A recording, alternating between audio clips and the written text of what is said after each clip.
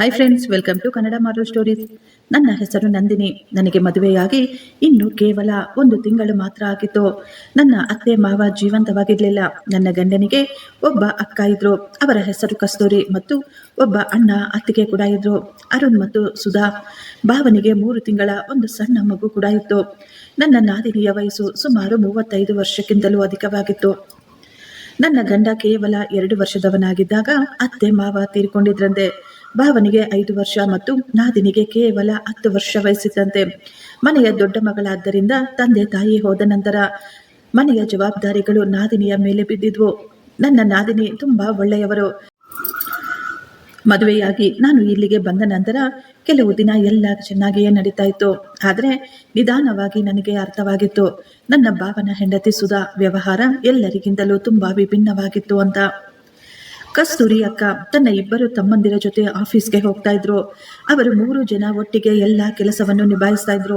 ಎಲ್ಲವೂ ತುಂಬಾ ಚೆನ್ನಾಗಿ ನಡೀತಾ ಇತ್ತು. ನಮ್ಮ ಮನೆಯಲ್ಲಿ ಕೆಲಸಗಾರರು ಕೂಡ ಇದ್ರು. ಕಸ್ತೂರಿ ಅಕ್ಕ ನನಗೆ ಮೊದಲೇ ಹೇಳಿದ್ರು, ಈ ಮನೆಯಲ್ಲಿ ನೀನು ಏನು ಕೆಲಸ ಮಾಡುವ ಅವಶ್ಯಕತೆ ಇಲ್ಲ, ಮನೆಯಲ್ಲಿ ಕೆಲಸಗಾರರು ಇದ್ದಾರೆ ಇಲ್ಲಿ ಕೆಲಸ ಮಾಡಲು ಅಂತ. ಒಂದು ದಿನ ನಾನು ಸುಧಾ ಅಕ್ಕನ ಬಳಿ ಮಾತನಾಡಲು ಅವರ ರೂಮ್ಗೆ ಹೋಗಿದ್ದೆ. ಆದರೆ ಅವರ ಮೂಡು ಯಾವಾಗಲೂ ಇದ್ದಂತೆ ತುಂಬಾ ಕೆಟ್ಟದಾಗಿತ್ತು. ಅವರು ನನ್ನ ಜೊತೆ ನೇರವಾಗಿ ಮಾತಾಡ್ತಾನೆ ಇರಲಿಲ್ಲ. ಕಸ್ತೂರಿ ಅಕ್ಕ ಕೆಲಸದಿಂದ ರಾತ್ರಿ ಮನೆಗೆ ವಾಪಸ್ ಬಂದಾಗ ನಾನು ನನ್ನ ನಾದಿನಿಗೆ ಹೇಳ್ತಾ ಇದ್ದೆ, ಅಕ್ಕ ಮನೆಯಲ್ಲಿ ನಾನು ಯಾವ ಕೆಲಸ ಮಾಡ್ತಾ ಇಲ್ಲ, ನನಗೆ ಇಲ್ಲಿ ತುಂಬಾ ಬೋರ್ ಆಗ್ತಾ ಇದೆ ಅಂತ. ಆಗ ನನ್ನ ಗಂಡ ಕೂಡ ಹೇಳೋರು, ನೀನು ಮನೆಯಲ್ಲಿ ಕೆಲಸ ಮಾಡುವ ಅವಶ್ಯಕತೆ ಇಲ್ಲ, ನಿನಗಿಷ್ಟವಾದ ಯಾವುದಾದರೂ ಆಕ್ಟಿವಿಟಿ ಮಾಡು ಅಂತ. ಆ ಮನೆಯಲ್ಲಿ ನನಗೆ ಸಿಗುತ್ತಿದ್ದ ಪ್ರೀತಿ ಮತ್ತು ಗೌರವವನ್ನು ನೋಡಿ ನಾನು ತುಂಬಾ ಸಂತೋಷ ಪಡ್ತಾ ಇದ್ದೆ. ನನಗೆ ಎಷ್ಟೋ ಬಾರಿ ಅನ್ನಿಸ್ತಾ ಇತ್ತು, ನನ್ನ ನಾದಿನಿ ತಮ್ಮ 2 ತಮ್ಮಂದಿರ ಸಂಸಾರವನ್ನು ಕಟ್ಟಿದ್ರು, ಆದರೆ ಅವರು ಯಾಕೆ ಇನ್ನೂ ಮದುವೆ ಮಾಡಿಕೊಂಡಿಲ್ಲ ಅಂತ. ನಾನು ಅಂದುಕೊಂಡೆ ಅವರ ಜೊತೆ ಈ ವಿಷಯದ ಬಗ್ಗೆ ನೇರವಾಗಿ ಮಾತನಾಡೋಣ ಅಂತ.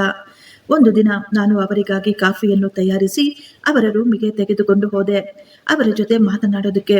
ಆಗಲೇ ನಾನು ಕಸ್ತೂರಿ ಅಕ್ಕನನ್ನು ನೋಡಿದೆ. ನನಗೆ ಎಲ್ಲರೂ ಹೇಳಿದ್ರು ಅವರ ವಯಸ್ಸು 35 ವರ್ಷ ಅಂತ. ಆದರೆ ಅವರನ್ನು ನೋಡಿದ್ರೆ ಸುಮಾರು 40ರಿಂದ 45 ವರ್ಷ ಇರಬಹುದು ಅಂತ ಅನ್ನಿಸ್ತಾ ಇತ್ತು. ಅವರ ಮುಖದ ಮೇಲೆ ಎಷ್ಟೋ ನೆರಿಗೆಗಳು ಬಂದ್ಬಿಟ್ಟಿದ್ವು. ಅವರು ತುಂಬಾ ವೀಕ್ ಆಗಿಬಿಟ್ಟಿದ್ರು. ಆದರೂ ಅವರು ಎಲ್ಲ ಕೆಲಸವನ್ನು ನಿಭಾಯಿಸ್ತಾ ಇದ್ರು. ಆಫೀಸಿನ ಫ್ಯಾಕ್ಟ್ರಿಗಳ ಎಲ್ಲ ಕೆಲಸವನ್ನು ನೋಡ್ಕೊಳ್ತಾ ಇದ್ರು. ನಾನು ಆ ಮನೆಯಲ್ಲಿ ಗಮನಿಸ್ತಾ ಇದ್ದೆ, ನನ್ನ ಅಕ್ಕ ಮತ್ತು ಭಾವ ಇಬ್ರು ನಮ್ಮ ನಾದಿನಿಗೆ ಅಷ್ಟೊಂದು ಗೌರವವನ್ನು ಕೊಡ್ತಾ ಇರಲಿಲ್ಲ. ನಾನು ಈಗ ಕಸ್ತೂರಿ ಅಕ್ಕನ ರೂಮ್ಗೆ ಹೋಗಿ ಬಾಗಿಲು ತಟ್ಟಿದಾಗ, ನಂದಿನಿ, ನನ್ನ ರೂಮಿಗೆ ಬರಲು ನೀನು ಬಾಗಿಲು ತಟ್ಟಬೇಕಾದ ಅವಶ್ಯಕತೆ ಇಲ್ಲ, ನೀನು ಯಾವಾಗ ಬೇಕಾದರೂ ಧೈರ್ಯವಾಗಿ ನನ್ನ ರೂಮಿಗೆ ಬರಬಹುದು, ನೀನು ಕೂಡ ನನ್ನ ಚಿಕ್ಕ ತಂಗಿ ಇದ್ದಂತೆ ಅಂತ ಹೇಳ್ತಾ ಇದ್ರು ಅಕ್ಕ. ಅವರ ಮಾತು ಕೇಳಿ ನನಗೆ ಎಷ್ಟೋ ಸಂತೋಷವಾಗ್ತಾ ಇತ್ತು. ನಾನು ಹೇಳಿದೆ, ಅಕ್ಕ ನಾನು ನಿಮಗಾಗಿ ನನ್ನ ಕೈಯಿಂದ ಕಾಫಿಯನ್ನು ಮಾಡಿ ತೆಗೆದುಕೊಂಡು ಬಂದಿದ್ದೇನೆ ಅಂತ. ಅವರು ಕಾಫಿ ಕಪ್ಪನ್ನು ತೆಗೆದುಕೊಂಡು ಥ್ಯಾಂಕ್ ಯು ಅಂತ ಹೇಳಿ ನನ್ನನ್ನು ಕೂಡ ಅಲ್ಲೇ ಕುಳಿತುಕೊಳ್ಳಲು ಹೇಳಿದ್ರು. ನಂದಿನಿ, ಮನೆಯಲ್ಲಿ ಇಷ್ಟೊಂದು ಕೆಲಸಗಾರರು ಇದ್ದಾರೆ, ನೀನು ಯಾಕೆ ಇಷ್ಟೊಂದು ತೊಂದರೆ ತಗೊಂಡೆ ಅಂತ ಹೇಳಿದಾಗ ನಾನು ನಗುತ್ತಲೇ ಹೇಳಿದೆ, ಅಕ್ಕ ನನ್ನ ಮದುವೆಯಾಗಿ 1 ತಿಂಗಳು ಕಳೆದೋಯ್ತು. ಈ ಮನೆಯಲ್ಲಿ ಇವತ್ತಿನವರೆಗೂ ನನ್ನ ಜೊತೆ ಯಾರೂ ಸರಿಯಾಗಿ ಮಾತನಾಡ್ತಾ ಇಲ್ಲ. ನೀವು ಕೂಡ ಯಾವಾಗಲೂ ಬ್ಯುಸಿಯಾಗಿ ಇರ್ತೀರಾ. ನೀವು ಇಷ್ಟೊಂದು ಓದಿದ್ದೀರಾ, ಇಷ್ಟೊಂದು ವ್ಯವಹಾರವನ್ನು ನೋಡ್ಕೊಳ್ತಾ ಇದ್ದೀರಾ. ಇದನ್ನು ನೋಡಿ ನನಗೆ ಎಷ್ಟೋ ಆಶ್ಚರ್ಯವಾಗುತ್ತೆ. ನಾನು ಅಂದುಕೊಳ್ತಾ ಇದ್ದೆ, ಈ ದಿನ ನಿಮ್ಮ ಜೊತೆ ಸ್ವಲ್ಪ ಸಮಯ ಕುಳಿತುಕೊಂಡು ಮಾತನಾಡೋಣ ಅಂತ. ರಮೇಶ್ ಕೂಡ ಆಫೀಸಿನಿಂದ ಬಂದು ಸುಸ್ತಾಗಿ ಮಲಗಿಬಿಟ್ಟಿದ್ದಾರೆ. ಆದ್ದರಿಂದ ನಿಮ್ಮ ಬಳಿ ಸ್ವಲ್ಪ ಸಮಯ ಕುಳಿತುಕೊಂಡು ಹೋಗೋಣ ಅಂತ ಬಂದೆ ಅಂತ ಹೇಳಿದಾಗ ಅಕ್ಕ ಹೇಳಿದ್ರು, ನೀನು ತುಂಬಾ ಒಳ್ಳೆಯ ಕೆಲಸ ಮಾಡಿದೆ, ನೀನು ಯಾಕೆ ನಿನಗಾಗಿ ಕಾಫಿ ಮಾಡ್ಕೊಂಡು ಬಂದಿಲ್ಲ ಅಂತ ಅವರು ಕೇಳಿದ್ರು. ಆಗ ನಾನು ನಗುತ್ತಲೇ ಅಕ್ಕನಿಗೆ ಹೇಳಿದೆ, ಅಕ್ಕ ಕಾಫಿ ಅಂದರೆ ನನಗೆ ಅಷ್ಟೊಂದು ಇಷ್ಟ ಇಲ್ಲ. ಸ್ವಲ್ಪ ಸಮಯದ ನಂತರ ನಾನು ಆಕೆಯನ್ನು ನೇರವಾಗಿ ಕೇಳಿದೆ, ಅಕ್ಕ ನಿಮ್ಮ ಜೀವನದ ಬಗ್ಗೆ ನಾನು ಮಾತನಾಡಬಹುದಾ ಅಂತ. ಅಕ್ಕ ನನ್ನನ್ನೇ ನೋಡುತ್ತಾ, ಪರವಾಗಿಲ್ಲ ಹೇಳಮ್ಮ, ನಿನಗೆ ಏನು ಕೇಳಬೇಕು ಅನ್ನಿಸ್ತಾ ಇದೆ. ಅಕ್ಕ ನೀವು ವಿದ್ಯಾವಂತರು, ಕೆಲಸ ಕೂಡ ಮಾಡ್ತೀರಾ, ನೀವು ನೋಡಲು ಕೂಡ ಎಷ್ಟೊಂದು ಸುಂದರವಾಗಿದ್ದೀರಾ, ನಿಮಗೆ ಇಷ್ಟು ವಯಸ್ಸು ಬೇರೆ ಆಗ್ತಾ ಇದೆ, ನೀವು ಇನ್ನೂ ಯಾಕೆ ಮದುವೆ ಮಾಡಿಕೊಂಡಿಲ್ಲ? ನಿಮಗೆ ಯಾರೂ ಇಷ್ಟ ಆಗಲಿಲ್ವಾ, ಅಥವಾ ನಿಮಗೆ ಮದುವೆ ಮಾಡಿಕೊಳ್ಳಲೇ ಇಷ್ಟವಿರಲಿಲ್ವಾ? ನನ್ನ ಪ್ರಶ್ನೆಗಳನ್ನು ಕೇಳಿ ಅಕ್ಕ ಸ್ವಲ್ಪ ಸಮಯ ಏನೋ ಯೋಚಿಸ್ತಾ ಇದ್ರು. ನಂತರ ಮುಗುಳ್ನಗೆಯಿಂದ ಹೇಳಿದ್ರು, ನಂದಿನಿ, ಇವತ್ತೇ ನನಗನ್ನಿಸಿದ್ದು ನನ್ನನ್ನು ಈ ರೀತಿ ಕೂಡ ಯಾರಾದರೂ ಪ್ರಶ್ನೆ ಕೇಳುವವರು ನಮ್ಮ ಮನೆಯಲ್ಲಿ ಇದ್ದಾರೆ ಅಂತ. ಅವರ ಮಾತು ಕೇಳಿ ನಾನು ಒಂದು ಕ್ಷಣ ಶಾಕ್ ಆಗಿಬಿಟ್ಟಿದ್ದೆ. ಅಕ್ಕ, ನಿಮ್ಮ ಮಾತಿನ ಅರ್ಥವೇನು? ನನಗೇನು ಅರ್ಥವಾಗ್ತಾ ಇಲ್ಲ ಅಂತ ಹೇಳಿದಾಗ ಅಕ್ಕ ಹೇಳಿದ್ರು, ನೀನು ಎಷ್ಟೋ ಪ್ರೀತಿಯಿಂದ ನನಗಾಗಿ ಕಾಫಿಯನ್ನು ಮಾಡಿ ತೆಗೆದುಕೊಂಡು ಬಂದು ನನ್ನ ಬಳಿ ಕುಳಿತುಕೊಂಡು ಎಷ್ಟೋ ಪ್ರೀತಿಯಿಂದ ಅಧಿಕಾರದಿಂದ ನನ್ನನ್ನು ಪ್ರಶ್ನೆ ಮಾಡ್ತಾ ಇದೀಯಾ. ನನಗೆ ತುಂಬಾ ಇಷ್ಟವಾಯಿತು. ನನ್ನ ಜೀವನದಲ್ಲಿ ನನ್ನ ಕಷ್ಟಗಳ ಬಗ್ಗೆ, ನನ್ನ ಕಠಿಣವಾದ ಸಮಯದ ಬಗ್ಗೆ ನಾನು ಯಾರ ಬಳಿಯೂ ಏನೂ ಹೇಳಲಿಲ್ಲ. ಬಹುಶಃ ನಿನ್ನ ಈ ಪ್ರಶ್ನೆಗಳಿಗೆ ನನ್ನ ಬಳಿ ಕೂಡ ಉತ್ತರ ಇಲ್ಲ. ತಂದೆ ತಾಯಿಯ ನೆರಳು ಮಕ್ಕಳಿಂದ ದೂರವಾದಾಗ ಹೆಣ್ಣು ಮಕ್ಕಳಿಗೂ ಕೂಡ ತನ್ನ ಸಣ್ಣ ತಮ್ಮ ತಂಗಿಯ ಜವಾಬ್ದಾರಿ ತೆಗೆದುಕೊಳ್ಬೇಕಾಗುತ್ತೆ. ತನ್ನ ತಂಗಿಯರು ತಮ್ಮಂದಿರಿಗಾಗಿ ಅವಳೆ ತಾಯಿ ಆಗಬೇಕಾಗುತ್ತೆ. ನಾನು ನನ್ನ ತಮ್ಮಂದಿರಿಗಾಗಿ ಯಾವತ್ತೂ ನನ್ನ ಮದುವೆಯ ಬಗ್ಗೆ ಯೋಚಿಸಲೇ ಇಲ್ಲ. ನಾನು ನನ್ನ ಇಬ್ಬರು ತಮ್ಮಂದಿರನ್ನು ತುಂಬಾ ಪ್ರೀತಿಸ್ತಾ ಇದ್ದೀನಿ. ಅಪ್ಪ ಮತ್ತು ಅಮ್ಮ ಹೋದಾಗ ಅವರು ತುಂಬಾ ಸಣ್ಣವರು. ನನಗೆ ಮದುವೆ ವಯಸ್ಸು ಬಂದಾಗ ಕೂಡ ಅವರು ನನಗೆ ಇನ್ನೂ ಸಣ್ಣವರ ಹಾಗೇನೆ ಕಾಣಿಸ್ತಾ ಇದ್ರು. ನಾನು ಅಂದುಕೊಳ್ತಾ ಇದ್ದೆ, ಒಂದು ವೇಳೆ ನಾನು ಮದುವೆ ಮಾಡಿಕೊಂಡು ಹೊರಟೋದ್ರೆ ನನ್ನ ಹಿಂದೆ ನನ್ನ ತಮ್ಮಂದಿರ ಪರಿಸ್ಥಿತಿ ಏನಾಗಬಹುದು? ಅವರನ್ನು ಯಾರು ನೋಡಿಕೊಳ್ತಾರೆ? ಅವರನ್ನು ಯಾರು ಬೆಳೆಸ್ತಾರೆ? ಈ ಕೆಟ್ಟ ಲೋಕದ ಕೈಯಲ್ಲಿ ನನ್ನ ತಮ್ಮಂದಿರನ್ನು ಬಿಡಲು ನನಗೆ ಸ್ವಲ್ಪ ಕೂಡ ಇಷ್ಟವಿರಲಿಲ್ಲ. ನನಗೆ ಯಾವಾಗಲೂ ಅವರ ಬಗ್ಗೆ ತುಂಬಾ ಹೆದರಿಕೆ ಇತ್ತು. ನನ್ನ ತಮ್ಮಂದಿರು ಕೆಟ್ಟ ದಾರಿಯಲ್ಲಿ ಹೋಗಬಹುದೇನೋ ಅಂತ. ಆದ್ದರಿಂದಲೇ ನಾನು ಯಾವತ್ತೂ ನನ್ನ ಮದುವೆಯ ಬಗ್ಗೆ ಯೋಚಿಸಲಿಲ್ಲ. ನನ್ನ ಜೀವನದ ಬಗ್ಗೆ ಯೋಚಿಸಲು ನನಗೆ ಸಮಯ ಕೂಡ ಇರಲಿಲ್ಲ. ಅಕ್ಕನ ಈ ನಿಸ್ಸಹಾಯಕತೆಯನ್ನು ನೋಡಿ ನನಗೆ ತುಂಬಾ ದುಃಖವಾಯಿತು. ಸ್ವಲ್ಪ ಸಮಯ ಆಕೆಯ ಜೊತೆ ಮಾತನಾಡಿದ ನಂತರ ನಾನು ನನ್ನ ರೂಮ್ಗೆ ಬಂದು ಬಿಟ್ಟಿದ್ದೆ. ನನ್ನ ಭಾವ ಮತ್ತು ನನ್ನ ಗಂಡನಿಗೆ ತನ್ನ ಅಕ್ಕನ ಬಗ್ಗೆ ಯಾವುದೇ ರೀತಿಯ ಚಿಂತೆ ಇರಲಿಲ್ಲ. ಸುಧಾ ಯಾವಾಗಲೂ ತನ್ನ ಗಂಡನ ಜೊತೆ ಶಾಪಿಂಗ್, ಡಿನ್ನರ್, ಪಾರ್ಟಿ ಅಂತ ಹೋಗ್ತಾ ಇದ್ಲು. ಆದರೆ ಅವರು ಯಾವತ್ತೂ ಕಸ್ತೂರಿ ಅಕ್ಕನನ್ನು ತಮ್ಮ ಜೊತೆ ಕರೆದುಕೊಂಡು ಹೋಗಿದ್ದೇ ಇಲ್ಲ. ನಾವೆಲ್ಲರೂ ರಾತ್ರಿ ಊಟಕ್ಕೆ ಕುಳಿತಾಗ ಕೂಡ ಇವರ್ಯಾರು ಕಸ್ತೂರಿ ಅಕ್ಕನನ್ನು ಊಟಕ್ಕೆ ಕರಿತಾ ಇರಲಿಲ್ಲ. ಅಕ್ಕ ಸಮಯವಿದ್ದಾಗ ಒಂಟಿಯಾಗಿ ಬಂದು ಊಟ ಮಾಡ್ತಾ ಇದ್ರು. ಆ ಮನೆಯ ಜನರ ಈ ಬುದ್ಧಿ ಮತ್ತು ಇವರು ಆಕೆಯನ್ನು ಕಡೆಗಾಣಿಸುವುದನ್ನು ನನಗೆ ಒಂದು ಚೂರು ಇಷ್ಟವಾಗ್ತಾ ಇರಲಿಲ್ಲ. ನನಗೆ ನನ್ನ ನಾದಿನಿಯನ್ನು ನೋಡಿ ತುಂಬಾ ದುಃಖವಾಗ್ತಾ ಇತ್ತು. ಒಂದು ದಿನ ರಮೇಶ್ ನನಗೆ ಫೋನ್ ಮಾಡಿ, ನಂದಿನಿ, ಸಾಯಂಕಾಲ ನೀನು ಬೇಗ ರೆಡಿಯಾಗು, ನಾವಿಬ್ರು ಹೊರಗೆ ಹೋಗಿ ಡಿನ್ನರ್ ಮಾಡೋಣ ಅಂತ ಹೇಳಿದ್ರು. ಅವರ ಮಾತು ಕೇಳಿ ನಾನು ತುಂಬಾ ಸಂತೋಷಪಟ್ಟೆ. ಆದರೆ ಆಗಲೇ ನನಗೆ ನನ್ನ ನಾದಿನಿಯ ಯೋಚನೆ ಬಂದಿತ್ತು. ನಾನು ರಮೇಶ್ಗೆ ಹೇಳಿದೆ, ನಾನು ರೆಡಿ ಆಗ್ತೀನಿ, ಆದರೆ ನಮ್ಮ ಜೊತೆ ಕಸ್ತೂರಿ ಅಕ್ಕನನ್ನು ಕೂಡ ಕರೆದುಕೊಂಡು ಹೋಗೋಣ. ನೀವು ಅಕ್ಕನಿಗೆ ಈ ಮಾತನ್ನ ಹೇಳಿದ್ದೀರಾ? ಇಲ್ವಾ? ಇಲ್ಲ ಅಂದರೆ ಈಗಲೇ ಅಕ್ಕನಿಗೆ ಫೋನ್ ಮಾಡಿ ಡಿನ್ನರ್ಗೆ ಹೋಗೋಣ ಅಂತ ಹೇಳಿಬಿಡಿ. ನಾವೆಲ್ಲರೂ ಒಟ್ಟಿಗೆ ಡಿನ್ನರ್ಗೆ ಹೋದರೆ ಅವರಿಗೂ ಕೂಡ ಎಷ್ಟೊಂದು ಸಂತೋಷ ಆಗುತ್ತೆ ಅಲ್ವಾ ಅಂತ ಹೇಳಿದಾಗ ನನ್ನ ಮಾತು ಕೇಳಿ ರಮೇಶ್ ತುಂಬ ಕೋಪ ಮಾಡಿಕೊಂಡ್ರು.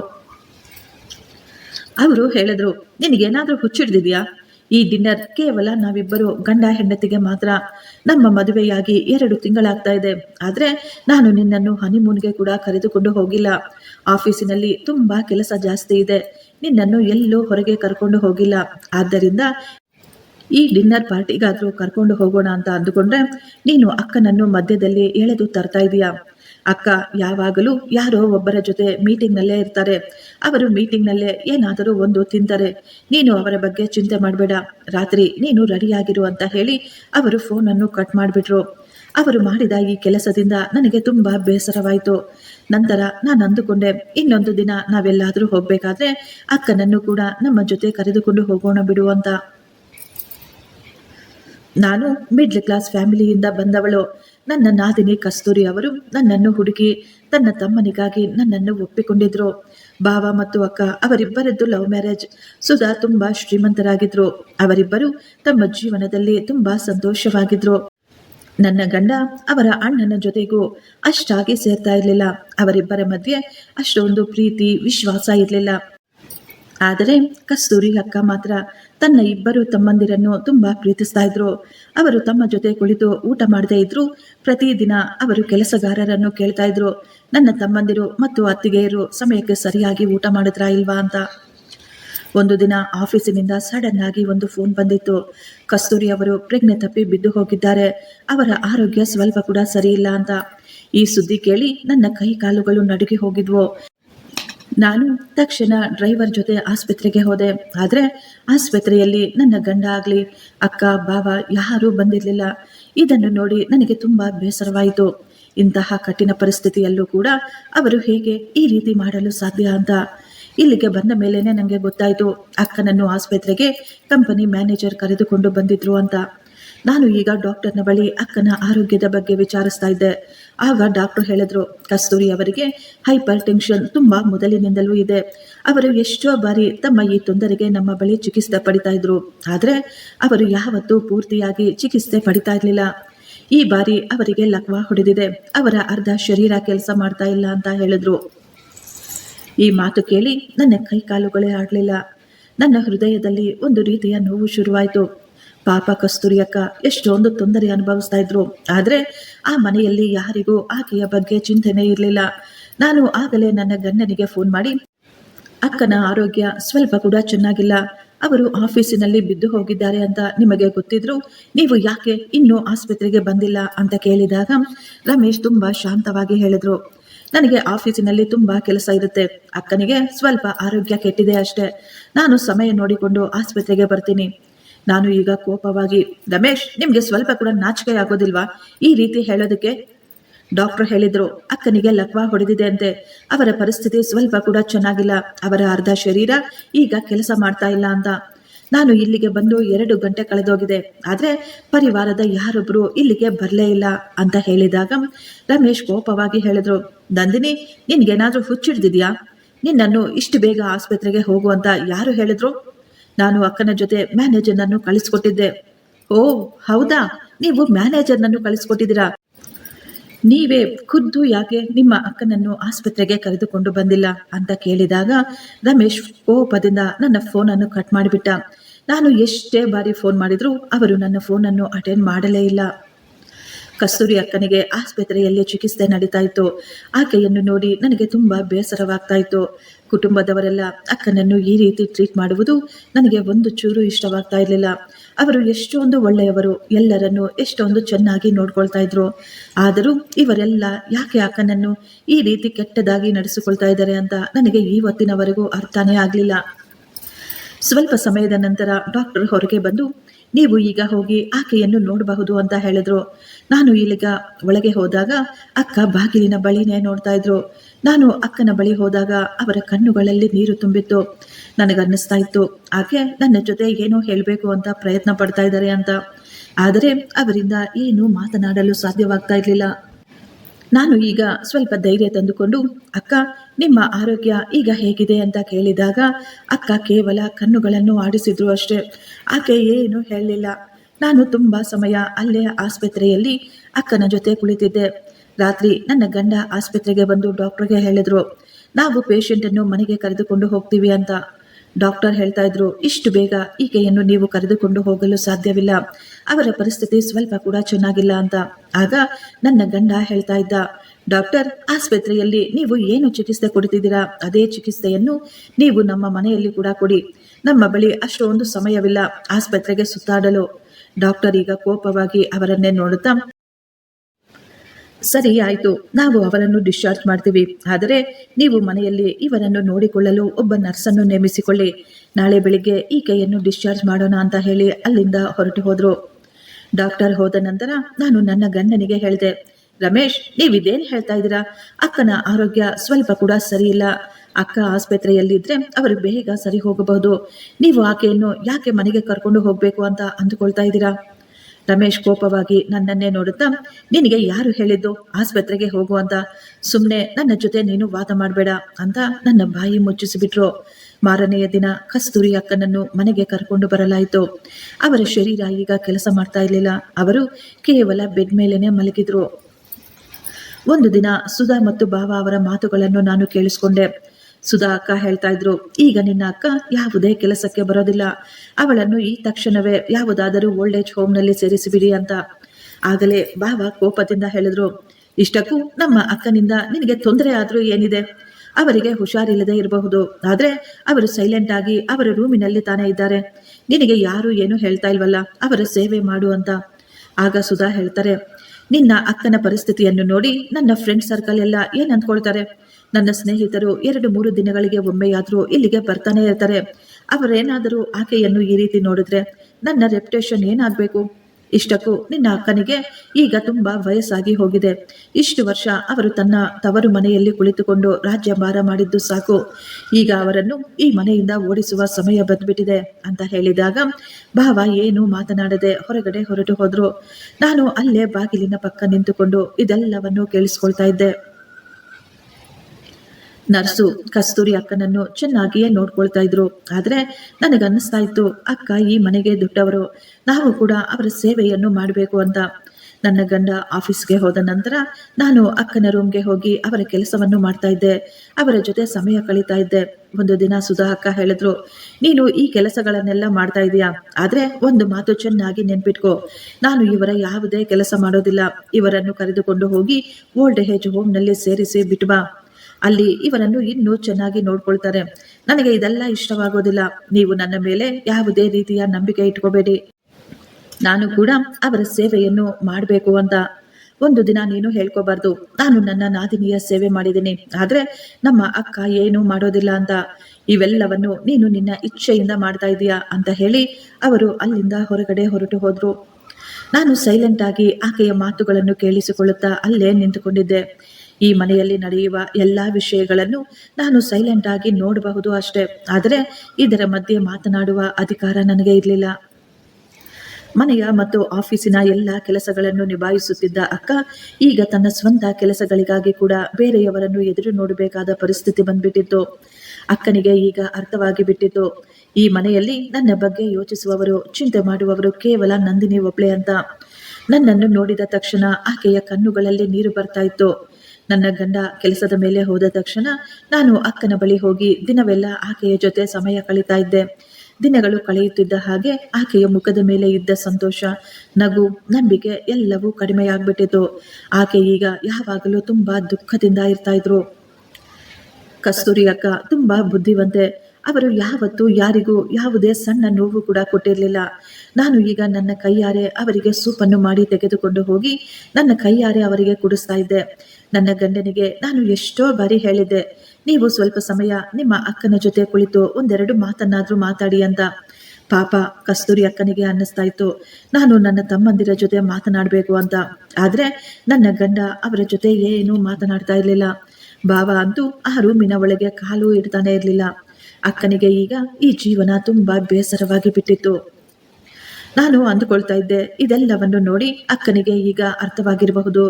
ಒಂದು ವೇಳೆ ನನಗೆ ಅಂತ ಒಂದು ಕುಟುಂಬ ಇದ್ದಿದ್ರೆ ಇಂತಹ ಸಮಯದಲ್ಲಿ ಅವರು ಖಂಡಿತ ನನ್ನ ಜೊತೆ ನಿಂತ್ಕೊಳ್ತಾ ಇದ್ರು ಅಂತ. ನನ್ನ ಮಕ್ಕಳು ನನ್ನನ್ನು ನೋಡ್ಕೊಳ್ತಾ ಇದ್ರು. ನನ್ನ ಗಂಡ ಯಾವತ್ತೂ ನನ್ನನ್ನು ಈ ರೀತಿ ಒಂಟಿಯಾಗಿ ಬಿಡ್ತಾ ಇರ್ಲಿಲ್ಲ ಅಂತ. ಅಕ್ಕ ತನ್ನ ಇಬ್ಬರು ತಮ್ಮಂದಿರನ್ನು ಎಷ್ಟೋ ಪ್ರೀತಿ ಮಾಡ್ತಾ ಇದ್ರು. ಅಂದ್ರೆ ಅವರಿಬ್ಬರ ಮುಖ ನೋಡಿದ ತಕ್ಷಣ ಆಕೆಗೆ ಜೀವ ಬಂದಂತೆ ಆಗ್ತಾ ಇತ್ತು. ಅಕ್ಕನ ರೂಮಿನ ತುಂಬ ಕೇವಲ ತಮ್ಮ ತಮ್ಮಂದಿರ ಫೋಟೋಗಳೇ ತುಂಬಿಕೊಂಡಿದ್ವು. ಆಕೆ ಯಾವಾಗಲೂ ತಮ್ಮ ತಮ್ಮಂದಿರ ಫೋಟೋವನ್ನೇ ನೋಡ್ತಾ ಇದ್ಲು. ಪ್ರತಿದಿನ ನಾನು ಮನಸ್ಫೂರ್ತಿಯಾಗಿ ಆ ದೇವರ ಬಳಿ ಕೇಳ್ಕೊಳ್ತಾ ಇದ್ದೆ, ಕಸ್ತೂರಿ ಅಕ್ಕನಿಗೆ ಬೇಗ ವಾಸಿಯಾಗ್ಲಿ ಅಂತ. ಅಕ್ಕ ಚೆನ್ನಾಗಿದ್ದಾಗ ಅವರು ಪ್ರತಿದಿನ ನನ್ನ ಜೊತೆ ಮಾತನಾಡ್ತಾ ಇದ್ರು. ಅವರು ಯಾವಾಗಲೂ ಹೇಳ್ತಾ ಇದ್ರು, ನೀನು ಯಾವಾಗಲೂ ಸಂತೋಷವಾಗಿರು, ನಿನ್ನನ್ನು ನೀನು ಚೆನ್ನಾಗಿ ನೋಡ್ಕೋ ಅಂತ. ಆದ್ರೆ ಅವರು ಹುಷಾರಿಲ್ಲದೆ ಮಲಗಿದಾಗಿನಿಂದ ನನ್ನನ್ನು ಮಾತನಾಡಿಸುವವರು ಕೂಡ ಇಲ್ಲಿ ಯಾರೂ ಇರಲಿಲ್ಲ. ಒಂದು ದಿನ ನಾನು ನೋಡಿದೆ, ನರ್ಸು ಮೊಬೈಲನ್ನು ನೋಡುತ್ತಾ ಅಕ್ಕನನ್ನು ಸರಿಯಾಗಿ ನೋಡಿಕೊಳ್ತಾ ಇರಲಿಲ್ಲ. ಅವಳು ಪ್ರತಿದಿನ ಇದೇ ರೀತಿ ಮಾಡ್ತಾ ಇದ್ಲು. ಅದಕ್ಕಾಗಿ ನಾನು ಅವಳನ್ನು ಈಗ ಕೆಲಸದಿಂದ ಕಳುಹಿಸಿಬಿಟ್ಟೆ. ನನ್ನ ಗಂಡನಿಗೆ ಹೇಳಿದೆ, ಅವಳೇ ಕೆಲಸ ಬಿಟ್ಟು ಹೋಗಿದ್ದಾಳೆ ಅಂತ. ಯಾಕೆಂದ್ರೆ ನನಗೆ ಚೆನ್ನಾಗಿ ಗೊತ್ತು, ಒಂದು ವೇಳೆ ನಾನೇ ಅವಳನ್ನು ಕೆಲಸದಿಂದ ತೆಗೆದುಬಿಟ್ಟಿದ್ದೀನಿ ಅಂತ ನನ್ನ ಗಂಡನಿಗೆ ಏನಾದರೂ ಗೊತ್ತಾದ್ರೆ ಅವರು ನನ್ನ ಮೇಲೆ ತುಂಬಾ ಕೋಪ ಮಾಡ್ಕೊಳ್ತಾರೆ ಅಂತ. ಅವರು ಹೇಳ್ತಾ ಇದ್ರು, ನಾನು ಕೂಡ ನಮ್ಮ ಅತ್ತಿಗೆಯ ರೀತಿ ಯಾವಾಗಲೂ ತಮ್ಮ ಜೀವನದಲ್ಲಿ ಬ್ಯುಸಿಯಾಗಿ ಇರಬೇಕು ಅಂತ. ಆದ್ರೆ ನನ್ನದು ಕಲ್ಲಿನ ಹೃದಯವೇನೂ ಆಗಿರ್ಲಿಲ್ಲ. ನಾನು ಯಾರ ಜೊತೆನೋ ಕೆಟ್ಟದು ನಡೆಯುವುದನ್ನು ನೋಡಲು ಸಾಧ್ಯವಾಗ್ತಾ ಇರಲಿಲ್ಲ. ಯಾರು ದುಃಖದಲ್ಲಿ ಇರುವುದನ್ನು ನನ್ನಿಂದ ನೋಡಲಾಗ್ತಾ ಇರಲಿಲ್ಲ. ನಾನು ಎಷ್ಟೋ ಪ್ರೀತಿಯಿಂದ ಕಸ್ತೂರಿ ಅಕ್ಕನಿಗಾಗಿ ಅಡಿಗೆಯನ್ನು ಮಾಡ್ತಾ ಇದ್ದೆ. ರಾತ್ರಿಯಲ್ಲಿ ಆಗಾಗ ಅವರ ರೂಮ್ಗೆ ಕೂಡ ಹೋಗಿ ಅಕ್ಕನನ್ನು ನೋಡಿಕೊಂಡು ಬರ್ತಾ ಇದ್ದೆ. ಅವರಿಗೇನಾದರೂ ಬೇಕೇನೋ ಅಂತ ನನ್ನ ಕೈಯಾರೆ ಅವರಿಗೆ ಊಟ ತಿಂಡಿಯನ್ನು ಕೂಡ ಮಾಡಿಸ್ತಾ ಇದ್ದೆ. ಆಗಾಗ ಕತೆಗಳನ್ನು ಹೇಳೋದು, ಪುಸ್ತಕಗಳನ್ನು ಓದಿ ಹೇಳ್ತಾ ಇದ್ದೆ. ನಾನು ಮಾಡುತ್ತಿದ್ದ ಈ ಸೇವೆಯಿಂದ ಕೆಲವೇ ದಿನಗಳಲ್ಲಿ ಅಕ್ಕನ ಆರೋಗ್ಯ ಈಗ ಸುಧಾರಿಸುತ್ತಿತ್ತು. ಡಾಕ್ಟರ್ ಕೂಡ ಹೇಳಿದ್ರು, ಇವರಿಗೆ ಔಷಧಿಗಳಿಗಿಂತಲೂ ಕುಟುಂಬದ ಪ್ರೀತಿ ಕಾಳಜಿ ಮುಖ್ಯ ಅಂತ. ಒಂದು ದಿನ ನಾನು ನನ್ನ ಗಂಡನಿಗೆ ಹೇಳಿದೆ, ರಮೇಶ್, ಅಕ್ಕ ಆಸ್ಪತ್ರೆಗೆ ಹೋಗಿ 1 ತಿಂಗಳು ಕಳೆದು ಹೋಯಿತು. ಅವರ ಔಷಧಿಗಳು ಸಹ ಮುಗಿದು ಹೋಗಿದ್ದಾವೆ. ಆದ್ದರಿಂದ ನೀವು ಅವರನ್ನು ಆಸ್ಪತ್ರೆಗೆ ಕರೆದುಕೊಂಡು ಹೋಗಿ. ಮೊದಲಿಗಿಂತಲೂ ಈಗ ಅವರ ಆರೋಗ್ಯದಲ್ಲಿ ತುಂಬಾ ಬದಲಾವಣೆ ಆಗ್ತಾ ಇದೆ ಅಂತ. ಇದನ್ನು ಕೇಳಿ ರಮೇಶ್ ಕೋಪವಾಗಿ ನನ್ನನ್ನು ಚೆನ್ನಾಗಿ ಬೈದ್ಬಿಟ್ರು. ನಿನಗೇನಾದ್ರೂ ಹುಚ್ಚಿಡ್ದಿದ್ಯಾ? ಯಾವಾಗ ನೋಡಿದ್ರು ಅಕ್ಕ ಅಕ್ಕ ಅಂತಾನೆ ಇರ್ತೀಯ. ಅವಳು ನನ್ನ ಅಕ್ಕ, ನನಗೆ ಗೊತ್ತು ನಾನು ಏನ್ ಮಾಡ್ಬೇಕು ಅಂತ. ಅತ್ತಿಗೆಯನ್ನು ನೋಡಿ ಸ್ವಲ್ಪ ಕಲ್ತ್ಕೋ. ಆಕೆ ನೋಡು, ದಿನವೆಲ್ಲ ತಮ್ಮ ಕೆಲಸಗಳಲ್ಲಿ ಎಷ್ಟೊಂದು ಬ್ಯುಸಿ ಆಗಿರ್ತಾರೆ. ನೀನು ಇದೆಯಾ, ದಿನವೆಲ್ಲ ನನಗೆ ಟೆನ್ಷನ್ ಕೊಡ್ತಾ ಇರ್ತೀಯ. ಈ ರೀತಿ ಮಾತುಗಳನ್ನು ಇನ್ನೊಮ್ಮೆ ನೀನು ನನಗೆ ಹೇಳ್ಬೇಡ. ನಮ್ಮ ಮನೆಯ ವಿಚಾರದಲ್ಲಿ ನೀನು ತಲೆ ಹಾಕ್ಬೇಡ. ನಮ್ಗೆ ಚೆನ್ನಾಗಿ ಗೊತ್ತು ನಾವು ನಮ್ಮ ಅಕ್ಕನ ಜೊತೆ ಏನ್ ಮಾಡ್ಬೇಕು ಅಂತ. ನನ್ನ ಗಂಡನ ಈ ಮಾತು ಕೇಳಿ ನಾನು ಸುಮ್ಮನಾಗ್ಬಿಟ್ಟಿದ್ದೆ. ಇನ್ನೊಂದು ಮಾತು ಮಾತನಾಡಲು ಸಹ ನನಗೆ ಧೈರ್ಯವೇ ಸಾಕಾಗ್ಲಿಲ್ಲ. ಅವರು ಹೋದ ನಂತರ ನಾನು ಅಕ್ಕನಿಗೆ ತಿಂಡಿ ಕೊಡಲು ಅವರ ರೂಮ್ಗೆ ಹೋದಾಗ ಸ್ವಲ್ಪ ಸಮಯ ಆಕೆಯ ಬಳಿ ಕುಳಿತುಕೊಂಡು ನಂತರ ಕೇಳಿದೆ, ಅಕ್ಕ, ಇಷ್ಟಕ್ಕೂ ನಿಮ್ಮ ಈ 2 ತಮ್ಮಂದಿರು ನಿಮ್ಮನ್ನು ಯಾಕೆ ಇಷ್ಟೊಂದು ದ್ವೇಷ ಮಾಡ್ತಾರೆ? ಅವರಿಬ್ಬರು ಯಾಕೆ ನಿಮ್ಮನ್ನು ನೋಡಿಕೊಳ್ತಾ ಇಲ್ಲ? ನೀವು ಬೇಗ ವಾಸಿಯಾಗಬೇಕು ಅಂತ ಅವರಿಗೆ ಯಾಕೆ ಅನ್ನಿಸ್ತಾ ಇಲ್ಲ? ಸುಧಾ ಕೂಡ ಹೇಳ್ತಾರೆ ನಿಮ್ಮನ್ನು ಓಲ್ಡ್ ಏಜ್ ಹೋಮ್ನಲ್ಲಿ ಬಿಟ್ಟು ಬರಬೇಕು ಅಂತ. ಇಷ್ಟಕ್ಕೂ ಇವರೆಲ್ಲ ಯಾಕೆ ಈ ರೀತಿ ವಿಚಿತ್ರವಾಗಿ ನಡೆದುಕೊಳ್ತಾ ಇದ್ದಾರೆ? ನೀವು ಈ ಮನೆಯ ದೊಡ್ಡವರು. ಸಣ್ಣ ವಯಸ್ಸಿನಿಂದಲೂ ಇವರನ್ನು ನೀವು ಎಷ್ಟೋ ಕಷ್ಟಪಟ್ಟು ಸಾಕಿದ್ದೀರಾ. ಹಾಗಿದ್ರೂ ಇವರಿಗೆ ನಿಮ್ಮ ಮೇಲೆ ಯಾಕೆ ಸ್ವಲ್ಪನಾದ್ರೂ ಪ್ರೀತಿ ಇಲ್ಲ ಅಂತ ಕೇಳಿದಾಗ ನನ್ನ ಮಾತು ಕೇಳಿ ಕಸ್ತೂರಿ ಅಕ್ಕನ ಕಣ್ಣಿಂದ ನೀರು ಬರಲು ಶುರುವಾಯಿತು. ಅವರ ಕೈಗಳು ನಡುಗ್ತಾ ಇದ್ವು. ನಾನು ತಕ್ಷಣ ಆಕೆಯ ಕೈಗಳನ್ನು ಹಿಡಿದುಕೊಂಡು, ಅಕ್ಕ, ನನಗೆ ಪೂರ್ತಿ ನಂಬಿಕೆ ಇದೆ. ಆ ದೇವರು ನಿಮ್ಮನ್ನು ಬೇಗ ವಾಸಿ ಮಾಡ್ತಾರೆ. ಒಳ್ಳೆಯವರ ಜೊತೆ ಆ ದೇವರು ಯಾವತ್ತೂ ಕೆಟ್ಟದ್ದು ಮಾಡೋದಿಲ್ಲ ಅಂತ ಹೇಳ್ತಾ ಇದ್ದೆ. ಅಕ್ಕನಿಗೆ ಯಾರೂ ಸ್ನೇಹಿತರು ಅಥವಾ ಸಂಬಂಧಿಕರಿರಲಿಲ್ಲ ಮನೆಗೆ ಬಂದು ಆಕೆಯ ಕಷ್ಟ ಸುಖವನ್ನು ವಿಚಾರಿಸಲು. ಈಗ ನಾನು ಅಂದುಕೊಂಡೆ ನಾನು ಪಕ್ಕದ ಮನೆಯಲ್ಲಿ ಹೋಗಿ ಅಕ್ಕನ ಬಗ್ಗೆ ವಿಚಾರಿಸೋಣ ಅಂತ. ಒಂದು ದಿನ ನಾನು ಎದುರುಗಡೆ ಮನೆಗೆ ಹೋಗಿ ಬೆಲ್ ಮಾಡಿದಾಗ ಆ ಮನೆಯ ಕೆಲಸದಾಕೆ ನನ್ನನ್ನು ಮನೆಯೊಳಗೆ ಬರಲು ಅನುಮತಿ ಕೊಟ್ಟಿದ್ರು. ಸೋಫಾದ ಮೇಲೆ ಒಬ್ಬ ಮಹಿಳೆ ಕುಳಿತುಕೊಂಡಿದ್ರು. ಅವರು ನನ್ನನ್ನು ನೋಡಿದ ತಕ್ಷಣ ಎದ್ದು ನಿಂತುಕೊಂಡ್ರು. ನೀವು ಯಾರು? ನನಗೆ ನಿಮ್ಮ ನೆನಪು ಬರಲಿಲ್ವಲ್ಲ ಅಂತ ಹೇಳಿದ್ರು. ನಾನು ಆಕೆಗೆ ಹೇಳಿದೆ, ಆಂಟಿ, ನನ್ನ ಹೆಸರು ನಂದಿನಿ. ನಾನು ನಿಮ್ಮ ಎದುರುಗಡೆ ಮನೆಯಿಂದ ಬಂದಿದ್ದೀನಿ. ಹೌದಾ? ಓಕೆ ಓಕೆ, ನೀನು ಕಸ್ತೂರಿ ಅವರ ಮನೆಯಿಂದ ಬಂದಿದೀಯಾ? ಹೇಳಮ್ಮ, ಏನಾಗಬೇಕಾಗಿತ್ತು ಅಂತ ಕೇಳಿದ್ರು ಆಕೆ. ನನ್ನ ಗಂಡ ನನಗೆ ತುಂಬ ಮೊದಲೇ ಸ್ಟ್ರಿಕ್ಟ್ ಆಗಿ ಹೇಳ್ಬಿಟ್ಟಿದ್ದ, ಅಕ್ಕಪಕ್ಕದವರ ಜೊತೆ ಮಾತನಾಡಬೇಡ, ಯಾರ ಮನೆಗೂ ಹೋಗಬೇಡ ಅಂತ. ಆದರೂ ನಾನು ಧೈರ್ಯ ತಂದುಕೊಂಡು ಇಲ್ಲಿಗೆ ಬಂದಿದ್ದೆ. ಯಾಕೆಂದ್ರೆ ನನಗನ್ನಿಸ್ತಾ ಇತ್ತು ಅಕ್ಕಪಕ್ಕದ ಮನೆಯವರಿಗೆ ಖಂಡಿತ ಸತ್ಯ ಗೊತ್ತಿರುತ್ತೆ. ಈ 2 ಅಣ್ಣ ತಮ್ಮಂದಿರು ತಮ್ಮ ಅಕ್ಕನನ್ನು ಯಾಕೆ ಇಷ್ಟೊಂದು ದ್ವೇಷ ಮಾಡ್ತಾ ಇದ್ದಾರೆ ಅಂತ. ನಾನು ಸುಧಾ ಅಕ್ಕನನ್ನು ಈ ವಿಷಯದ ಬಗ್ಗೆ ಕೇಳಿದಾಗ ಅವರು ನನ್ನ ಬಳಿ ಏನೂ ಮಾತನಾಡ್ತಾ ಇರಲಿಲ್ಲ. ಅವರು ಯಾವಾಗಲೂ ನನ್ನ ಮೇಲೆ ಜಂಬ ತೋರಿಸ್ತಾ ಇದ್ರು. ನಾವು ಶ್ರೀಮಂತರು, ನೀನು ಮಿಡ್ಲ್ ಕ್ಲಾಸ್ ಮನೆಯಿಂದ ಬಂದಿದೀಯಾ ಅಂತ. ಆದ್ದರಿಂದ ಆಕೆಯ ಜೊತೆ ಮಾತನಾಡಲು ನನಗೆ ಕೂಡ ಇಷ್ಟವಿರಲಿಲ್ಲ. ನಾನು ಈಗ ಆಂಟಿಯನ್ನು ಕೇಳಿದೆ, ಆಂಟಿ, ನಮ್ಮ ನಾದಿನಿ ಕಸ್ತೂರಿ ಬಗ್ಗೆ ನಿಮ್ಮ ಬಳಿ ಸ್ವಲ್ಪ ಮಾತನಾಡಬೇಕಾಗಿತ್ತು. ಹೇಳಮ್ಮ, ಏನು ಕೇಳಬೇಕಾಗಿತ್ತು ನೀನು? ಆಂಟಿ, ನಿಮಗೆ ನಮ್ಮ ಕುಟುಂಬದ ಬಗ್ಗೆ ಚೆನ್ನಾಗಿ ಗೊತ್ತಿರುತ್ತಲ್ವಾ ಅಂತ ಹೇಳಿದಾಗ ಆಕೆ ಸ್ವಲ್ಪ ಸಮಯ ಸುಮ್ಮನಿದ್ದು ನಂತರ ಹೇಳಿದ್ರು, ನನಗೆ ಅವರ ಬಗ್ಗೆ ಅಷ್ಟೊಂದು ಏನೂ ಗೊತ್ತಿಲ್ಲಮ್ಮ. ಆದರೆ ಕಸ್ತೂರಿ ತುಂಬ ಒಳ್ಳೆಯವಳು. ಅವಳು ಯಾವಾಗಲೂ ಎಲ್ಲರ ಜೊತೆ ತುಂಬ ಪ್ರೀತಿ ಮತ್ತು ಗೌರವದಿಂದ ಮಾತನಾಡ್ತಾ ಇದ್ಲು. ಆದರೆ ಆ ಮನೆಯ ಗಂಡು ಮಕ್ಕಳು ಮೊದಲಿನಿಂದಲೂ ಯಾರ ಜೊತೆನೂ ಸರಿಯಾಗಿ ಮಾತನಾಡ್ತಾ ಇರಲಿಲ್ಲ. ಕಸ್ತೂರಿ ಮಾತ್ರ ಎಷ್ಟೇ ಬ್ಯುಸಿಯಾಗಿದ್ರು ಅವಳ ಎದುರುಗಡೆ ಯಾರಾದರೂ ಕಾಣಿಸಿದ್ರೆ ಅವಳು ಖಂಡಿತ ತುಂಬ ಪ್ರೀತಿಯಿಂದ ಅವರ ಬಗ್ಗೆ ವಿಚಾರಿಸ್ತಾ ಇದ್ಲು. ಇಷ್ಟಕ್ಕೂ ಈಗ ಕಸ್ತೂರಿಯ ಆರೋಗ್ಯ ಚೆನ್ನಾಗಿಲ್ಲ ಅಂತ ಕೇಳಿದ್ದೆ. ಈಗ ಕಸ್ತೂರಿ ಹೇಗಿದ್ದಾಳೆ? ಆಂಟಿ, ಈಗ ಸ್ವಲ್ಪ ಪರವಾಗಿಲ್ಲ. ಕೆಲವೇ ದಿನಗಳಲ್ಲಿ ಅಕ್ಕ ಖಂಡಿತ ಪೂರ್ತಿಯಾಗಿ ಗುಣವಾಗ್ತಾರೆ ಅಂತ ನನಗೆ ಪೂರ್ತಿ ನಂಬಿಕೆ ಇದೆ ಆಂಟಿ ಹೇಳಿದ್ರು. ಒಳ್ಳೆಯವರಿಗೆ ಆ ದೇವರು ಖಂಡಿತ ಒಳ್ಳೆಯದು ಮಾಡ್ತಾರೆ.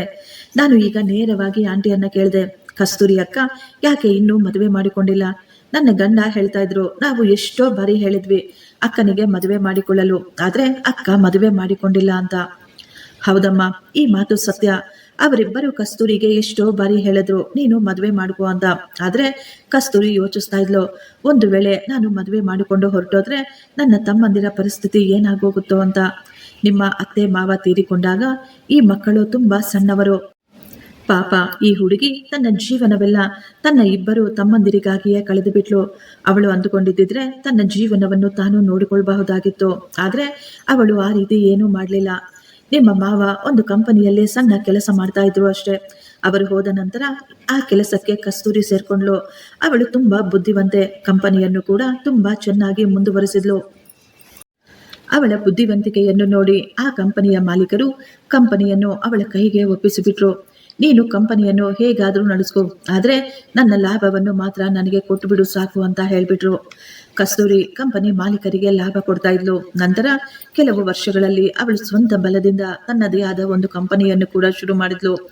ತನ್ನ ಕಷ್ಟದ ದುಡ್ಡಿನಿಂದ ಕಸ್ತೂರಿ ಎಲ್ಲವನ್ನೂ ಸಂಪಾದಿಸಿದ್ಲು. ಆ ಸಮಯದಲ್ಲಿ ಅವಳಿಗೆ ತುಂಬಾ ಸಂಬಂಧಗಳು ಬರ್ತಾ ಇದ್ವು. ಆದರೆ ತಮ್ಮಂದಿರಿಗಾಗಿ ಅವಳು ಎಲ್ಲ ಸಂಬಂಧಗಳನ್ನು ಬೇಡ ಅಂದ್ಬಿಟ್ಲು. ಕಸ್ತೂರಿ ಅಂದುಕೊಂಡಿದ್ಲು, ಮೊದಲು ನಾನು ನನ್ನ ತಮ್ಮಂದಿರ ಕನಸನ್ನು ನೆನಸು ಮಾಡಬೇಕು, ಅವರ ಕಾಲ ಮೇಲೆ ಅವರು ನಿಂತುಕೊಂಡ ನಂತರ ನನ್ನ ಬಗ್ಗೆ ನಾನು ಯೋಚಿಸಬೇಕು ಅಂತ. ತನ್ನ ತಮ್ಮಂದಿರ ಬಗ್ಗೆ ಯೋಚಿಸುತ್ತಾ ಅವಳ ವಯಸ್ಸು ಕಳೆದು ಹೋಯಿತು. ನಾನು ಈಗ ಎಷ್ಟೋ ಆಶ್ಚರ್ಯವಾಗಿ ಕೇಳಿದೆ. ಅಂದ್ರೆ ಅಕ್ಕ ಕೆಲಸ ಮಾಡುತ್ತಿರುವ ಕಂಪನಿ ಅದು ನಮ್ಮ ಮಾವನ ಕಂಪನಿ ಅಲ್ವಾ? ನನಗನ್ನಿಸ್ತಾ ಇತ್ತು ಇದು ನಮ್ಮ ಮಾವನ ಕಂಪನಿ ಅಂತ, ಇದು ಇವರ ಪರಿವಾರದ ವ್ಯಾಪಾರ ಅಂತ. ಆಕೆ ಮುಗುಳ್ನಗೆಯಿಂದ ಹೇಳಿದ್ರು, ಇಲ್ಲ ಮಗಳೇ, ಆ ರೀತಿ ಏನೂ ಇಲ್ಲ. ನಾವು ಇಲ್ಲಿ ತುಂಬಾ ವರ್ಷದಿಂದ ಇದ್ದೀವಿ. ನಿಮ್ಮ ಮನೆ ಇರುವ ಜಾಗದಲ್ಲಿ ತುಂಬಾ ಮೊದಲು ನಿನ್ನ ಅತ್ತೆ ಮಾವ ಒಂದು ಸಣ್ಣ ಮನೆ ಇತ್ತು. ಇದೆಲ್ಲ ನಿನ್ನ ನಾದಿನಿಯ ಕಷ್ಟಾರ್ಜಿತ. ಆಂಟಿ, ಕೊನೆಯದಾಗಿ ಒಂದೇ ಒಂದು ಪ್ರಶ್ನೆ. ಇಷ್ಟಕ್ಕೂ ನನ್ನ ಗಂಡ ಮತ್ತು ಭಾವ ತನ್ನ ಅಕ್ಕನನ್ನು ಯಾಕೆ ಇಷ್ಟೊಂದು ದ್ವೇಷ ಮಾಡ್ತಾರೆ? ಸುಧಾ ಅಕ್ಕ ಕೂಡ ಅವರನ್ನು ತುಂಬಾ ದ್ವೇಷಿಸ್ತಾಳೆ ಅಂತ ಹೇಳಿದಾಗ ಆಕೆ ನನ್ನನ್ನೇ ನೋಡುತ್ತಾ ಶಾಂತವಾಗಿ ಹೇಳಿದ್ರು, ಹಾಗಿದ್ರೆ ನೀನು ಈ ವಿಷಯವನ್ನು ತಿಳ್ಕೋಬೇಕು ಅಂತ ಇಲ್ಲಿಗೆ ಬಂದಿದೀಯಾ? ನಿನ್ನ ಅಕ್ಕ ಸುಧಾ, ಅವಳಿಗೆ ತುಂಬಾ ಅಹಂಕಾರ. ಕಸ್ತೂರಿ ಎಲ್ಲರ ಜೊತೆ ತುಂಬಾ ಪ್ರೀತಿ ವಿಶ್ವಾಸದಿಂದ ಮಾತನಾಡ್ತಾ ಇದ್ಲು. ನಾವು ಮತ್ತು ನಿಮ್ಮ ಅತ್ತೆ ಮನೆಯವರು ಮೊದಲಿನಿಂದಲೂ ತುಂಬಾ ಕ್ಲೋಸ್ ಆಗಿದ್ವಿ. ಆದ್ರೆ ಯಾವ ದಿನದಿಂದ ನಿನ್ನ ಅಕ್ಕ ಮನೆಗೆ ಬಂದ್ಲು ಆ ದಿನದಿಂದಲೇ ನಮ್ಮಿಬ್ಬರ ಮನೆಯ ಸಂಬಂಧಗಳು ತುಂಬಾ ಬಿಗಡಾಯಿಸ್ಬಿಟ್ಟಿದ್ವು. ನಿನ್ನ ಗಂಡ ಮತ್ತು ಭಾವನಿಗೆ ಈಗಲೂ ಅನ್ನಿಸ್ತಾ ಇದೆ ಈ ಎಲ್ಲಾ ಕಂಪನಿಗಳು ಆಸ್ತಿ ಪಾಸ್ತಿ ಎಲ್ಲವೂ ಅವರಪ್ಪನ ಸ್ವತ್ತು ಅಂತ. ಆದ್ರೆ ಸತ್ಯ ಏನು ಗೊತ್ತಾ? ಇದೆಲ್ಲವೂ ಕೇವಲ ಕಸ್ತೂರಿಯ ಕಷ್ಟಾರ್ಜಿತ. ಪಾಪ ಕಸ್ತೂರಿ ಯಾವತ್ತೂ ಬಾಯಿ ಬಿಟ್ಟು ಹೇಳಲೇ ಇಲ್ಲ ನಾನು ನಿಮಗಾಗಿ ಏನೇನು ಮಾಡಿದ್ದೀನಿ ಅಂತ.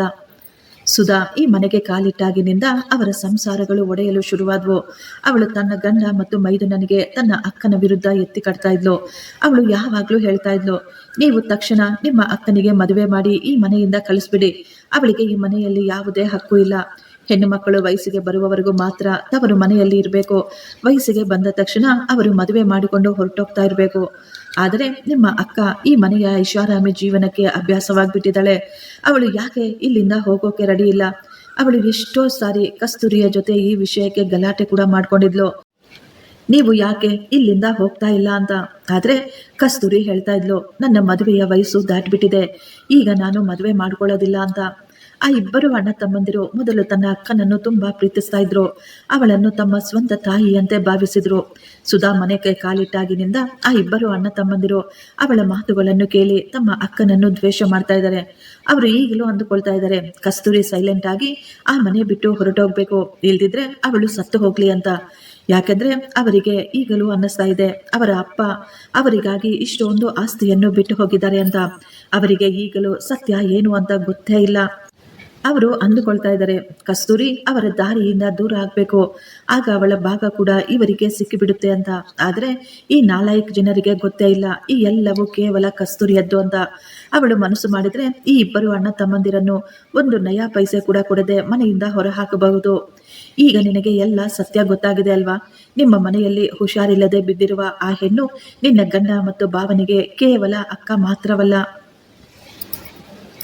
ತಂದೆ ತಾಯಿಯಾಗಿ ಅವರ ಜವಾಬ್ದಾರಿಯನ್ನು ನಿಭಾಯಿಸಿದ್ಲು. ಈ 4 ಜನ ಅವಳ ತ್ಯಾಗವನ್ನು ಅರ್ಥ ಮಾಡಿಕೊಳ್ಳಲೇ ಇಲ್ಲ. ಈ ಮಾತು ಕೇಳಿ ನನಗೆ ತುಂಬಾ ದುಃಖವಾಯಿತು. ಆಂಟಿ, ನಿಮಗೆ ತುಂಬಾ ಧನ್ಯವಾದಗಳು. ನೀವು ನನಗೆ ತುಂಬಾ ಮಹತ್ವವಾದ ಮಾತುಗಳನ್ನು ಹೇಳಿದ್ದೀರಾ ಅಂತ ಹೇಳಿದಾಗ ಆಂಟಿ ಹೇಳಿದ್ರು, ಮಗಳೇ, ನೀನು ಇವೆಲ್ಲ ತಿಳ್ಕೊಂಡು ಏನ್ ಮಾಡ್ತೀಯ? ನಿನ್ನ ಗಂಡ ನಿನ್ನನ್ನು ಏನು ಮಾಡೋದಕ್ಕೆ ಬಿಡೋದಿಲ್ಲ. ನೀನು ಇಲ್ಲಿ ಬಂದಿದೀಯಾ ಅಂತ ಗೊತ್ತಾದ್ರೂ ಅವರು ನಿನ್ನ ಮೇಲೆ ತುಂಬಾ ಕೋಪ ಮಾಡಿಕೊಳ್ತಾರೆ. ನಾನು ಆಂಟಿಗೆ ಹೇಳಿದೆ, ಆಂಟಿ, ನನ್ನ ಗಂಡ ತನ್ನ ಅಕ್ಕನನ್ನು ದ್ವೇಷ ಮಾಡ್ತಾ ಇದ್ದಾರೆ. ಅವರಿಗೆ ತಮ್ಮ ಅಕ್ಕನ ಕಷ್ಟ ಕಣ್ಣಿಗೆ ಕಾಣಿಸ್ತಾ ಇಲ್ಲ. ಅವರಿಗೆ ತನ್ನ ಅಕ್ಕನ ಒಂಟಿತನ ಕೂಡ ಕಾಣಿಸ್ತಾ ಇಲ್ಲ. ಅಷ್ಟು ಮಾತ್ರವಲ್ಲ, ನನ್ನನ್ನು ಕೂಡ ಅವರ ಬಳಿ ಹೋಗಲು ಬಿಡೋದಿಲ್ಲ. ನಾನು ಖಂಡಿತ ಕಸ್ತೂರಿ ಅಕ್ಕನ ಜೊತೆಯಲ್ಲಿ ನಿಂತುಕೊಳ್ತೀನಿ. ನಾನು ಅವರ ತಮ್ಮಂದಿರಿಗೆ ಖಂಡಿತ ಬುದ್ಧಿ ಕಲಿಸ್ತೀನಿ. ತಮ್ಮ ಅಕ್ಕನನ್ನು ಈ ಸ್ಥಿತಿಯಲ್ಲಿ ಒಂಟಿಯಾಗಿ ಬಿಟ್ಟು ನಾವು ಎಷ್ಟು ದೊಡ್ಡ ತಪ್ಪು ಮಾಡಿಬಿಟ್ವಿ ಅಂತ ಅವರು ಅಂದುಕೋಬೇಕು. ಆಕೆ ತುಂಬ ಒಳ್ಳೆಯವಳು, ಅಷ್ಟೊಂದು ಒಳ್ಳೆಯತನ ನಾನು ಎಲ್ಲೂ ನೋಡಿರಲಿಲ್ಲ ಅಂತ. ಆಗ ಆಂಟಿ ಹೇಳಿದ್ರು, ಇಲ್ಲ, ಅವರಿಬ್ಬರಿಗೂ ಯಾವತ್ತೂ ತಮ್ಮ ಅಕ್ಕನ ನಿಸ್ವಾರ್ಥ ಪ್ರೀತಿ ಕಣ್ಣಿಗೆ ಕಾಣಿಸ್ಲೇ ಇಲ್ಲ. ಅವರಿಬ್ಬರ ಒಳಗೆ ಹೃದಯ ಇಲ್ಲ, ಅಲ್ಲಿ ಕೇವಲ ಕಲ್ಲು ಬಂಡೆಗಳಿದಾವೆ. ನೀನು ಏನೇ ಹೇಳಿದ್ರು ಅವರಿಬ್ಬರ ಮೇಲೆ ಅದರ ಪರಿಣಾಮ ಆಗೋದಿಲ್ಲ. ನಾನು ಆಂಟಿಗೆ ಮಾತು ಕೊಟ್ಟೆ, ಇಲ್ಲ ಆಂಟಿ, ನಾನು ಖಂಡಿತ ತನ್ನ ಅಕ್ಕನ ಮೇಲೆ ಅವರಿಬ್ಬರ ಮನಸ್ಸಿನಲ್ಲಿ ಪ್ರೀತಿಯನ್ನು ತಂದೆ ತರ್ತೀನಿ ಅಂತ ಹೇಳಿ ನಾನು ಅವರಿಗೆ ನಮಸ್ಕಾರ ಮಾಡಿ ಅಲ್ಲಿಂದ ನನ್ನ ಮನೆಗೆ ವಾಪಸ್ ಬಂದ್ಬಿಟ್ಟಿದ್ದೆ. ಸುಧಾ ಈಗಲೂ ತನ್ನ ರೂಮಿನಲ್ಲಿ ಕುಳಿತುಕೊಂಡಿದ್ಲು. ಕಸ್ತೂರಿ ಅಕ್ಕ ಹುಷಾರಿಲ್ಲದೆ ಹಾಸಿಗೆ ಹಿಡಿದಾಗಿನಿಂದ ಅವಳು ಸತತವಾಗಿ ತನ್ನ ಗಂಡನಿಗೆ ಹೇಳ್ತಾನೆ ಇದ್ಲು, ನಿನ್ನ ಅಕ್ಕನನ್ನು ನೀನು ತಕ್ಷಣ ಆಶ್ರಮದಲ್ಲಿ ಬಿಟ್ಟು ಬಾ, ಈ ಮನೆಯಲ್ಲಿ ಅವರಿಗಿನ್ನೇನು ಕೆಲಸ ಇದೆ ಅಂತ ಭಾವ ಹೇಳ್ತಾ ಇದ್ರು. ಒಂದು ವೇಳೆ ಅವಳು ಅಲ್ಲಿ ಏನಾದ್ರೂ ಹೋಗಿ ಸತ್ತೋದ್ರೆ ನಮಗೆಷ್ಟು ಅವಮಾನವಾಗುತ್ತೆ ಗೊತ್ತಾ. ಅಕ್ಕನಿಗೆ ಈ ನಗರದ ದೊಡ್ಡ ದೊಡ್ಡ ಬಿಸ್ನೆಸ್ ಮ್ಯಾನ್ಗಳ ಜೊತೆ ಚೆನ್ನಾಗಿ ಪರಿಚಯವಿದೆ. ಅವರಿಗೇನಾದ್ರೂ ಈ ವಿಷಯ ಗೊತ್ತಾದ್ರೆ ಅವರು ನಮ್ಮನ್ನು ಸುಮ್ಮನೆ ಬಿಡೋದಿಲ್ಲ ಅಂತ ಹೇಳ್ತಾ ಇದ್ರು. ನಾನು ಈಗ ತೀರ್ಮಾನ ಮಾಡಿಕೊಂಡಿದ್ದೆ, ಇವರ ಮನಸ್ಸಿನಲ್ಲಿ ತಮ್ಮ ಅಕ್ಕನ ಮೇಲೆ ಪ್ರೀತಿಯನ್ನು ವಾಪಸ್ ತರಲೇಬೇಕು ಅಂತ. ಕಸ್ತೂರಿ ಅವರನ್ನು ಹೇಗಾದರೂ ವಾಸಿ ಮಾಡಲೇಬೇಕು ಅಂತ. ಅವರಿಗೆ ಎಷ್ಟು ಸೇವೆ ಮಾಡಬೇಕು ಅದಕ್ಕಿಂತಲೂ ಹೆಚ್ಚಾಗಿ ನಾನು ಅವರ ಸೇವೆ ಮಾಡ್ತಾ ಇದ್ದೆ. ಅಕ್ಕ ಈಗ ನಿಧಾನವಾಗಿ ವಾಸಿ ಆಗ್ತಾ ಇದ್ರು. ಅಕ್ಕ ಪ್ರತಿ ಬಾರಿ ಕೇಳ್ತಾ ಇದ್ರು, ನನ್ನ ತಮ್ಮಂದಿರು ಯಾಕೆ ನನ್ನ ಬಳಿ ಬರ್ತಾ ಇಲ್ಲ ಅಂತ. ಒಂದು ದಿನ ನಾನು ಅಕ್ಕನಿಗೆ ಹೇಳಿದೆ, ಅವರಿಬ್ಬರು ನಿಮ್ಮ ಜಾಗದಲ್ಲಿ ನಿಮ್ಮ ಬಿಸ್ನೆಸ್ ಅನ್ನು ಮುಂದುವರಿಸ್ತಾ ಇದ್ದಾರೆ, ಅವರಿಗೆ ಸಮಯ ಇಲ್ಲ. ನಾನು ಅವರಿಗೆ ಹೇಳಿದ್ದೆ, ನೀವು ಅಕ್ಕನ ಚಿಂತೆ ಮಾಡಬೇಡಿ, ನೀವು ಕೇವಲ ಕೆಲಸವನ್ನು ನೋಡ್ಕೊಳ್ಳಿ, ನಾನು ಅಕ್ಕನನ್ನು ಚೆನ್ನಾಗಿ ನೋಡ್ಕೊಳ್ತೀನಿ, ಅಕ್ಕ ತುಂಬಾ ಬೇಗ ವಾಸಿ ಆಗ್ತಾರೆ ಅಂತ. ಈ ಮಾತು ಕೇಳಿ ಅಕ್ಕನ ಕಣ್ಣುಗಳಲ್ಲಿ ನೀರು ತುಂಬಿತ್ತು. ಅಕ್ಕ ಹೇಳಿದ್ರು, ನೀನು ಸುಳ್ಳು ಹೇಳ್ತಾ ಇದೀಯಾ ಅಂತ. ನನಗೂ ಚೆನ್ನಾಗಿ ಗೊತ್ತು ನಾನು ಸುಳ್ಳು ಹೇಳ್ತಾ ಇದ್ದೀನಿ ಅಂತ. ಆದರೆ ಅಕ್ಕನ ಮನಸ್ಸಿನಲ್ಲಿ ಅವರ ತಮ್ಮಂದಿರ ವಿರುದ್ಧ ದ್ವೇಷವನ್ನು ಹುಟ್ಟು ಹಾಕಲು ನನಗೆ ಇಷ್ಟವಿರಲಿಲ್ಲ. ನನ್ನ ತಮ್ಮಂದಿರು ನನ್ನ ಬಗ್ಗೆ ಇಷ್ಟೊಂದು ಯೋಚನೆ ಮಾಡ್ತಾರೆ ಅಂತ ಅವರು ಅಂದುಕೋಬೇಕು ಅಂತ ನಾನು ಅಂದುಕೊಂಡಿದ್ದೆ. ನನ್ನ ನಾದಿನಿಗೆ ಸ್ಟ್ರೋಕ್ ಆಗಿ ಈಗ 3 ತಿಂಗಳು ಕಳೆದಿತ್ತು. 3 ತಿಂಗಳಿಂದ ಅವರು ಆ ರೂಮಿನ ಮಂಚದ ಮೇಲೇನೆ ಇದ್ರು. ಆ ಸಮಯದಲ್ಲಿ ಅವರ ತಮ್ಮಂದಿರು ಒಂದೇ ಒಂದು ಬಾರಿಯೂ ಆಕೆಯನ್ನು ನೋಡಲು ರೂಮಿಗೆ ಬಂದಿರಲಿಲ್ಲ. ದಿನಗಳು ಕಳೀತಾ ಇದ್ವು. ನಾನು ನನ್ನ ಗಂಡನಿಗೆ ಅರ್ಥ ಮಾಡಿಸಲು ಎಷ್ಟೋ ಪ್ರಯತ್ನಿಸ್ತಾ ಇದ್ದೆ. ದಯವಿಟ್ಟು ನಿಮ್ಮ ಅಕ್ಕನ ಬಗ್ಗೆ ಸ್ವಲ್ಪ ಯೋಚಿಸಿ ಅಂತ ಹೇಳ್ತಾ ಇದ್ದೆ. ಆದರೆ ಅವರು ಪ್ರತಿ ಬಾರಿಯೂ ನನ್ನ ಮೇಲೆ ಕೋಪ ಮಾಡಿಕೊಳ್ತಾ ಇದ್ರು. ಒಂದು ದಿನ ನಾನು ತೀರ್ಮಾನ ಮಾಡಿಕೊಂಡಿದ್ದೆ, ಇವತ್ತು ಹೇಗಾದ್ರೂ ಮಾಡಿ ನಾನು ನನ್ನ ಗಂಡನ ಜೊತೆ ಮಾತನಾಡಲೇಬೇಕು, ಅವರಿಗೆ ಎಲ್ಲ ಸತ್ಯವನ್ನು ಹೇಳಬೇಕು ಅಂದುಕೊಂಡೆ. ಯಾಕಂದ್ರೆ ಆ ಇಬ್ಬರು ಅಣ್ಣ ತಮ್ಮಂದಿರು ತಪ್ಪಾಗಿ ಅರ್ಥ ಮಾಡಿಕೊಂಡಿದ್ರು. ನಮ್ಮ ತಂದೆ ನಮಗಾಗಿ ಎಲ್ಲ ಬಿಟ್ಟು ಹೋಗಿದ್ದಾರೆ ಅಂತ. ಅವರ ಅತ್ತಿಗೆ ಅವರ ಮನಸ್ಸಿನಲ್ಲಿ ತುಂಬಿದ ವಿಷ ಅದು ಅಷ್ಟು ಸುಲಭವಾಗಿ ಹೋಗುವಂಥದ್ದೇನಾಗಿರ್ಲಿಲ್ಲ. ನಾನು ಮೊದಲು ನನ್ನ ಗಂಡನಿಗೆ ಅರ್ಥ ಮಾಡಿಸ್ಬೇಕಾಗಿತ್ತು, ನಂತರ ಭಾವನಿಗೆ. ಈ ದಿನ ನನ್ನ ಗಂಡ ಆಫೀಸ್ನಿಂದ ಬಂದ ತಕ್ಷಣ ನಾನು ಅವರಿಗೆ ಎಲ್ಲ ಸತ್ಯವನ್ನು ಹೇಳ್ಬಿಡ್ತೀನಿ. ಒಂದು ವೇಳೆ ಅವರಿಗೆ ನನ್ನ ಮಾತಿನ ಮೇಲೆ ನಂಬಿಕೆ ಬರಲಿಲ್ಲ ಅಂದರೆ ಅವರು ಆಫೀಸಿಗೆ ಹೋಗಿ ಎಲ್ಲ ಸತ್ಯವನ್ನು ಖುದ್ದು ತಿಳಿದುಕೊಳ್ಳಲಿ ಅಂತ ನಾನು ತೀರ್ಮಾನ ಮಾಡಿಕೊಂಡೆ. ಆದರೆ ಸಾಯಂಕಾಲ ನಡೆದ ಆ ಒಂದು ಘಟನೆ ನಮ್ಮೆಲ್ಲರನ್ನು ವಿಚಲಿತಗೊಳಿಸಿತ್ತು. ಸಾಯಂಕಾಲ 5 ಗಂಟೆಗೆ ಸರಿಯಾಗಿ ನಾನು ಔಷಧಿಗಳನ್ನು ಕೊಡಲು ನನ್ನ ನಾದಿನಿಯ ರೂಮ್ಗೆ ಹೋದಾಗ ನಾನು ನೋಡಿದೆ, ಆಕೆ ತನ್ನ ರೂಮಿನಲ್ಲಿ ಇರಲಿಲ್ಲ. ಅದನ್ನು ನೋಡಿ ನಾನು ಶಾಕ್ ಆಗಿಬಿಟ್ಟಿದ್ದೆ. ನನಗೆ ತುಂಬ ಭಯವಾಗ್ತಾ ಇತ್ತು. ಇಷ್ಟಕ್ಕೂ ಅಕ್ಕ ಎಲ್ಲಿ ಹೊರಟು ಹೋದ್ರು ಅಂತ. ಅವರಿಂದ ಸರಿಯಾಗಿ ನಡೆಯಲು ಕೂಡ ಸಾಧ್ಯವಾಗ್ತಾ ಇರಲಿಲ್ಲ. ಆ ರೀತಿ ಇರಬೇಕಾದ್ರೆ ಅವರು ಎಲ್ಲಿ ಹೋಗಲು ಸಾಧ್ಯ? ನಾನು ತಕ್ಷಣ ರೂಮಿನಲ್ಲಿ ಮನೆಯಲ್ಲಿ ಎಲ್ಲ ಕಡೆ ಹುಡುಕಾಡಿದೆ. ಕೆಲಸಗಾರರಿಗೆ ಕೂಡ ಹೇಳಿದೆ, ಕಸ್ತೂರಿ ಅಕ್ಕನನ್ನು ಹುಡುಕಾಡಿ ಅಂತ. ಅಕ್ಕ ಆ ಪೂರ್ತಿ ಮನೆಯಲ್ಲಿ ಎಲ್ಲೂ ಇರಲಿಲ್ಲ. ಸುಧಾ ತನ್ನ ತವರು ಮನೆಗೆ ಹೋಗಿದ್ಲು. ಇಬ್ಬರು ಅಣ್ಣ ತಮ್ಮಂದಿರು ಆಫೀಸ್ನಲ್ಲಿದ್ರು. ಮನೆಯಲ್ಲಿ ನಾನು ಮತ್ತು ಕೆಲಸಗಾರರು ಮಾತ್ರ ಇದ್ವಿ. ಕೆಲಸಗಾರರು ಅಕ್ಕನನ್ನು ಹುಡುಕಲು ನನಗೆ ಸಹಾಯ ಮಾಡ್ತಾ ಇದ್ರು. ಈಗ ನನ್ನ ಕೈ ಕಾಲುಗಳು ನಡುಗಲು ಶುರುವಾಗಿತ್ತು. ಆದರೆ ಅಕ್ಕ ಮಾತ್ರ ನನಗೆಲ್ಲೂ ಸಿಗಲಿಲ್ಲ. ಅವರ ಮೊಬೈಲ್ ಕೂಡ ಆ ರೂಮಿನಲ್ಲೇ ಇತ್ತು. ನಾನು ಹುಚ್ಚಿ ಹಾಗೆ ಎಲ್ಲ ಕಡೆ ಹುಡುಕಾಡ್ತಾ ಇದ್ದೆ. ಆಗಲೇ ನಾನು ಗಮನಿಸಿದೆ, ಆ ರೂಮಿನ ಸೈಡಲ್ಲಿ ಇಟ್ಟಿದ್ದ ಟೇಬಲ್ ಮೇಲೆ ಅಲ್ಲಿ ಒಂದು ಪತ್ರ ಇತ್ತು. ನಾನು ತಕ್ಷಣ ಆ ಪತ್ರವನ್ನು ತೆಗೆದುಕೊಂಡು ಓಪನ್ ಮಾಡಿ ನೋಡಿದೆ. ಅದರಲ್ಲಿ ಬರೆಯಲಾಗಿದ್ದ ಶಬ್ದಗಳನ್ನು ಓದಿ ನಾನು ಅಲ್ಲೇ ಕುಸಿದು ಬಿದ್ದಿದ್ದೆ. ಅದರಲ್ಲಿ ಈ ರೀತಿ ಬರೆಯಲಾಗಿತ್ತು, ನಾನು ಶಾಶ್ವತವಾಗಿ ಈ ಮನೆ ಬಿಟ್ಟು ಹೋಗ್ತಾ ಇದ್ದೀನಿ, ಓಲ್ಡ್ ಏಜ್ ಹೋಮ್ಗೆ. ಯಾಕೆಂದ್ರೆ ಸುಧಾ ಯಾವಾಗಲೂ ಇದನ್ನೇ ಬಯಸ್ತಾ ಇದ್ಲು, ನಾನು ಅಲ್ಲಿಗೆ ಹೋಗ್ಬೇಕು ಅಂತ. ಬಹುಶಃ ನನ್ನ ಇಬ್ಬರು ತಮ್ಮಂದಿರು ಕೂಡ ಇದನ್ನೇ ಬಯಸುತ್ತಿದ್ದಾರೆ ಅಂತ ನನಗನ್ನಿಸ್ತಾ ಇದೆ. ನಾನು ಇಲ್ಲಿದ್ದು ನಿಮ್ಮಿಬ್ಬರ ಜೀವನವನ್ನು ಹಾಳು ಮಾಡಲು ಇಷ್ಟಪಡೋದಿಲ್ಲ. ನನಗೆ ಗೊತ್ತಿಲ್ಲ ಈ ಪತ್ರ ಮೊದಲು ಯಾರು ಓದ್ತಾರೆ ಅಂತ. ಆದರೆ ನನಗೆ ಚೆನ್ನಾಗಿ ಗೊತ್ತು, ನಾನು ಮನೆ ಬಿಟ್ಟು ಹೋದರೆ ನನ್ನ ಇಬ್ಬರು ತಮ್ಮಂದಿರು ತುಂಬ ನೆಮ್ಮದಿಯಾಗಿರ್ತಾರೆ, ಅವರು ತುಂಬ ಸಂತೋಷ ಪಡ್ತಾರೆ ಅಂತ. ನಾನು ನನ್ನ ಅಲ್ಮಾರಿಯಲ್ಲಿ ಎಲ್ಲ ಫೈಲ್ಗಳನ್ನು ಇಟ್ಟಿದ್ದೀನಿ. ನನ್ನ ಎಲ್ಲ ಪ್ರಾಪರ್ಟಿಯನ್ನು ನನ್ನ ಇಬ್ಬರು ತಮ್ಮಂದಿರ ಹೆಸರಿಗೆ ಬದಲಾಯಿಸಿ ಸೈನ್ ಮಾಡಿಟ್ಟಿದ್ದೀನಿ. ನನಗೆ ಈ ಆಸ್ತಿಯಲ್ಲಿ ಏನೂ ಬೇಕಾಗಿಲ್ಲ. ಆ ದೇವರು ಕೊಟ್ಟ ಎಲ್ಲವೂ ನನ್ನ ಬಳಿ ಇತ್ತು. ಆದರೆ ನನ್ನವರೇ ನನ್ನನ್ನು ಬಿಟ್ಟುಬಿಟ್ರು. ನನ್ನವರಿಂದ ನನ್ನನ್ನು ದೂರ ಮಾಡುವ ಈ ಆಸ್ತಿ, ಅಂತಸ್ತು, ಐಶ್ವರ್ಯ ಏನೂ ನನಗೆ ಬೇಕಾಗಿಲ್ಲ. ನಾನು ನನ್ನ ಇಬ್ಬರು ತಮ್ಮಂದಿರನ್ನು ತುಂಬ ಹೆಚ್ಚಾಗಿ ಪ್ರೀತಿಸ್ತಾ ಇದ್ದೆ. ನಾನು ಯಾವತ್ತೂ ಅವರಿಗೆ ಕೆಟ್ಟದಾಗಲಿ ಅಂತ ಬಯಸಲಿಲ್ಲ. ಜೀವನದ ಎಲ್ಲ ಸಂತೋಷವನ್ನು ನಾನು ಅವರಿಗೆ ಕೊಟ್ಟೆ. ಆದರೆ ನಾನು ಅವರಿಗೆ ಒಂದು ವಿಷಯ ಹೇಳಿಕೊಡೋದು ಮರೆತು ಬಿಟ್ಟೆ. ನಿಮಗೆ ಒಬ್ಬ ಅಕ್ಕ ಇದ್ದಾಳೆ, ನಿಮ್ಮ ತಾಯಿಯಂತೆ. ಅವಳು ನಿಮಗಾಗಿ ಎಲ್ಲವನ್ನೂ ಮಾಡಿದ್ದಾಳೆ ಅಂತ. ನನ್ನ ಇಬ್ಬರ ತಮ್ಮಂದಿರ ಸಂತೋಷಕ್ಕಾಗಿ ನಾನು ಏನು ಬೇಕಾದರೂ ಮಾಡ್ತೀನಿ. ನಾನು ಹುಷಾರಿಲ್ಲದೆ ಈ 4 ಗೋಡೆಯ ಮಧ್ಯೆ ಈ ಮಂಚದ ಮೇಲೆ ಬಿದ್ದುಕೊಂಡಿದ್ದೆ. ಆದರೆ ಮನೆಯಲ್ಲಿ ಏನು ನಡೀತಾ ಇದೆ, ಪ್ರತಿಯೊಬ್ಬರ ಮನಸ್ಸಿನಲ್ಲಿ ಏನೇನಿದೆ ಎಲ್ಲವೂ ನನಗೆ ಚೆನ್ನಾಗಿ ಅರ್ಥವಾಗಿತ್ತು. ಈ ಮನೆಯಲ್ಲಿ ಯಾರಾದರೂ ನನ್ನ ಜೊತೆ ನಿಂತುಕೊಂಡಿದ್ರು, ನನ್ನನ್ನು ನೋಡಿಕೊಂಡ್ರು ಅಂದ್ರೆ ಅದು ಕೇವಲ ನಂದಿನಿ ಮಾತ್ರ. ನಂದಿನಿಯ ಈ ಉಪಕಾರವನ್ನು ನನ್ನ ಜೀವನವೆಲ್ಲ ನಾನು ಮರೆಯೋದಿಲ್ಲ. ನಂದಿನಿ ಜೊತೆ ನನಗೆ ಯಾವುದೇ ರಕ್ತ ಸಂಬಂಧವಿಲ್ಲದಿದ್ರು ಅವಳು ನನ್ನನ್ನು ಎಷ್ಟೋ ಚೆನ್ನಾಗಿ ನೋಡಿಕೊಂಡ್ಳು. ನಾನು ಈ ದಿನ ವಾಸಿಯಾಗಿದ್ದೀನಿ ಅಂದ್ರೆ ಅದು ಕೇವಲ ಅವಳ ಸೇವೆಯಿಂದ ಮಾತ್ರನೇ. ನನ್ನ ಎಲ್ಲ ಆಸ್ತಿಯನ್ನು, ಕಷ್ಟಾರ್ಜಿತವನ್ನು ನನ್ನ ಇಬ್ಬರು ತಮ್ಮಂದಿರಿಗೆ ಸಮವಾಗಿ ಹಂಚಿ ನಾನು ಇಲ್ಲಿಂದ ಶಾಶ್ವತವಾಗಿ ಹೊರಟೋಗ್ತಾ ಇದ್ದೀನಿ. ಅವರಿಬ್ಬರು ಸಂತೋಷವಾಗಿ ತಮ್ಮ ಜೀವನದಲ್ಲಿ ಮುಂದುವರೆದ್ರೆ ನನಗಷ್ಟೇ ಸಾಕು. ನನ್ನನ್ನು ಯಾವತ್ತೂ ಹುಡುಕಾಡಬೇಡಿ. ನಾನು ಯಾವತ್ತೂ ಈ ಮನೆಗೆ ವಾಪಸ್ ಬರೋದಿಲ್ಲ. ಈ ಪತ್ರವನ್ನು ಓದಿ ನನ್ನ ಕಣ್ಣುಗಳಲ್ಲಿ ನೀರು ತುಂಬಿತ್ತು. ನಾನು ಅಲ್ಲೇ ನೆಲದ ಮೇಲೆ ಕುಳಿತು ಜೋರಾಗಿ ಅಳ್ತಾ ಇದ್ದೆ. ಅಕ್ಕ, ನೀವು ಯಾಕೆ ಹೊರಟು ಹೋದ್ರಿ? ಒಂದೇ ಒಂದು ಸಾರಿಯಾದರೂ ನನ್ನ ಮೇಲೆ ನೀವು ನಂಬಿಕೆ ಇಡಬಹುದಾಗಿತ್ತಲ್ವಾ? ನಾನು ಎಲ್ಲವನ್ನೂ ಸರಿ ಮಾಡ್ತಾ ಇದ್ದೆ ಅಂತ ನಾನು ಅಳುತ್ತಾ ತುಂಬಾ ಸಮಯ ಅದೇ ರೂಮಿನಲ್ಲಿ ಕುಳಿತುಕೊಂಡಿದ್ದೆ. ರಾತ್ರಿ ನನ್ನ ಗಂಡ ಮತ್ತು ಭಾವ ಮನೆಗೆ ಬಂದ್ರು. ನಾನು ಅವರಿಗೆ ಹೇಳ್ಬಿಟ್ಟೆ, ನಿಮ್ಮ ಅಕ್ಕ ಮನೆ ಬಿಟ್ಟು ಹೋಗಿದ್ದಾರೆ, ನಿಮ್ಮಿಬ್ಬರಿಗೂ ಒಂದು ಉಡುಗೊರೆಯನ್ನು ಸಹ ಬಿಟ್ಟು ಹೋಗಿದ್ದಾರೆ ಅಂತ. ಅವರ ಅಲ್ಮಾರಿಯಲ್ಲಿ ಎಲ್ಲ ಫೈಲ್ಗಳು ಇದ್ದಾವೆ. ಅವರ ಎಲ್ಲ ಆಸ್ತಿಯನ್ನು ನಿಮ್ಮಿಬ್ಬರಿಗೆ ಸಮವಾಗಿ ಹಂಚಿ ಅವರು ಹೊರಟೋಗಿದ್ದಾರೆ ಅಂತ ಹೇಳಿದಾಗ ಆ ಇಬ್ಬರು ತಮ್ಮಂದಿರು ತುಂಬಾ ಸಂತೋಷಪಟ್ಟರು. ಅವರಿಬ್ಬರು ಒಬ್ಬರನ್ನೊಬ್ಬರು ನೋಡಿಕೊಂಡು ಹೇಳಿದ್ರು, ಇದು ತುಂಬಾ ಒಳ್ಳೆಯ ವಿಷಯ. ಆಕೆ ಖುದ್ದು ತಾನಾಗಿಯೇ ಈ ಮನೆ ಬಿಟ್ಟು ಹೊರಟೋದ್ಲು. ಇನ್ನು ಮುಂದೆ ಯಾರು ನಮಗೇನೂ ಹೇಳೋದಿಲ್ಲ. ನಾವು ಅವಳನ್ನು ಮನೆಯಿಂದ ಹೊರ ಹಾಕಿದೀವಿ ಅಂತ. ಅವಳು ತನ್ನ ಇಚ್ಛೆಯಿಂದ ಈ ಮನೆ ಬಿಟ್ಟು ಹೊರಟೋಗಿದ್ದಾಳೆ. ಇಷ್ಟಕ್ಕೂ ನಾವು ಎಷ್ಟು ಕಾಲ ಅಂತ ಅವಳ ಸೇವೆ ಮಾಡೋದು? ನಮ್ಮಿಂದ ಎಷ್ಟಾಗುತ್ತೋ ಅಷ್ಟನ್ನು ನಾವು ಅವಳಿಗೆ ಮಾಡಿದ್ದೇವೆ.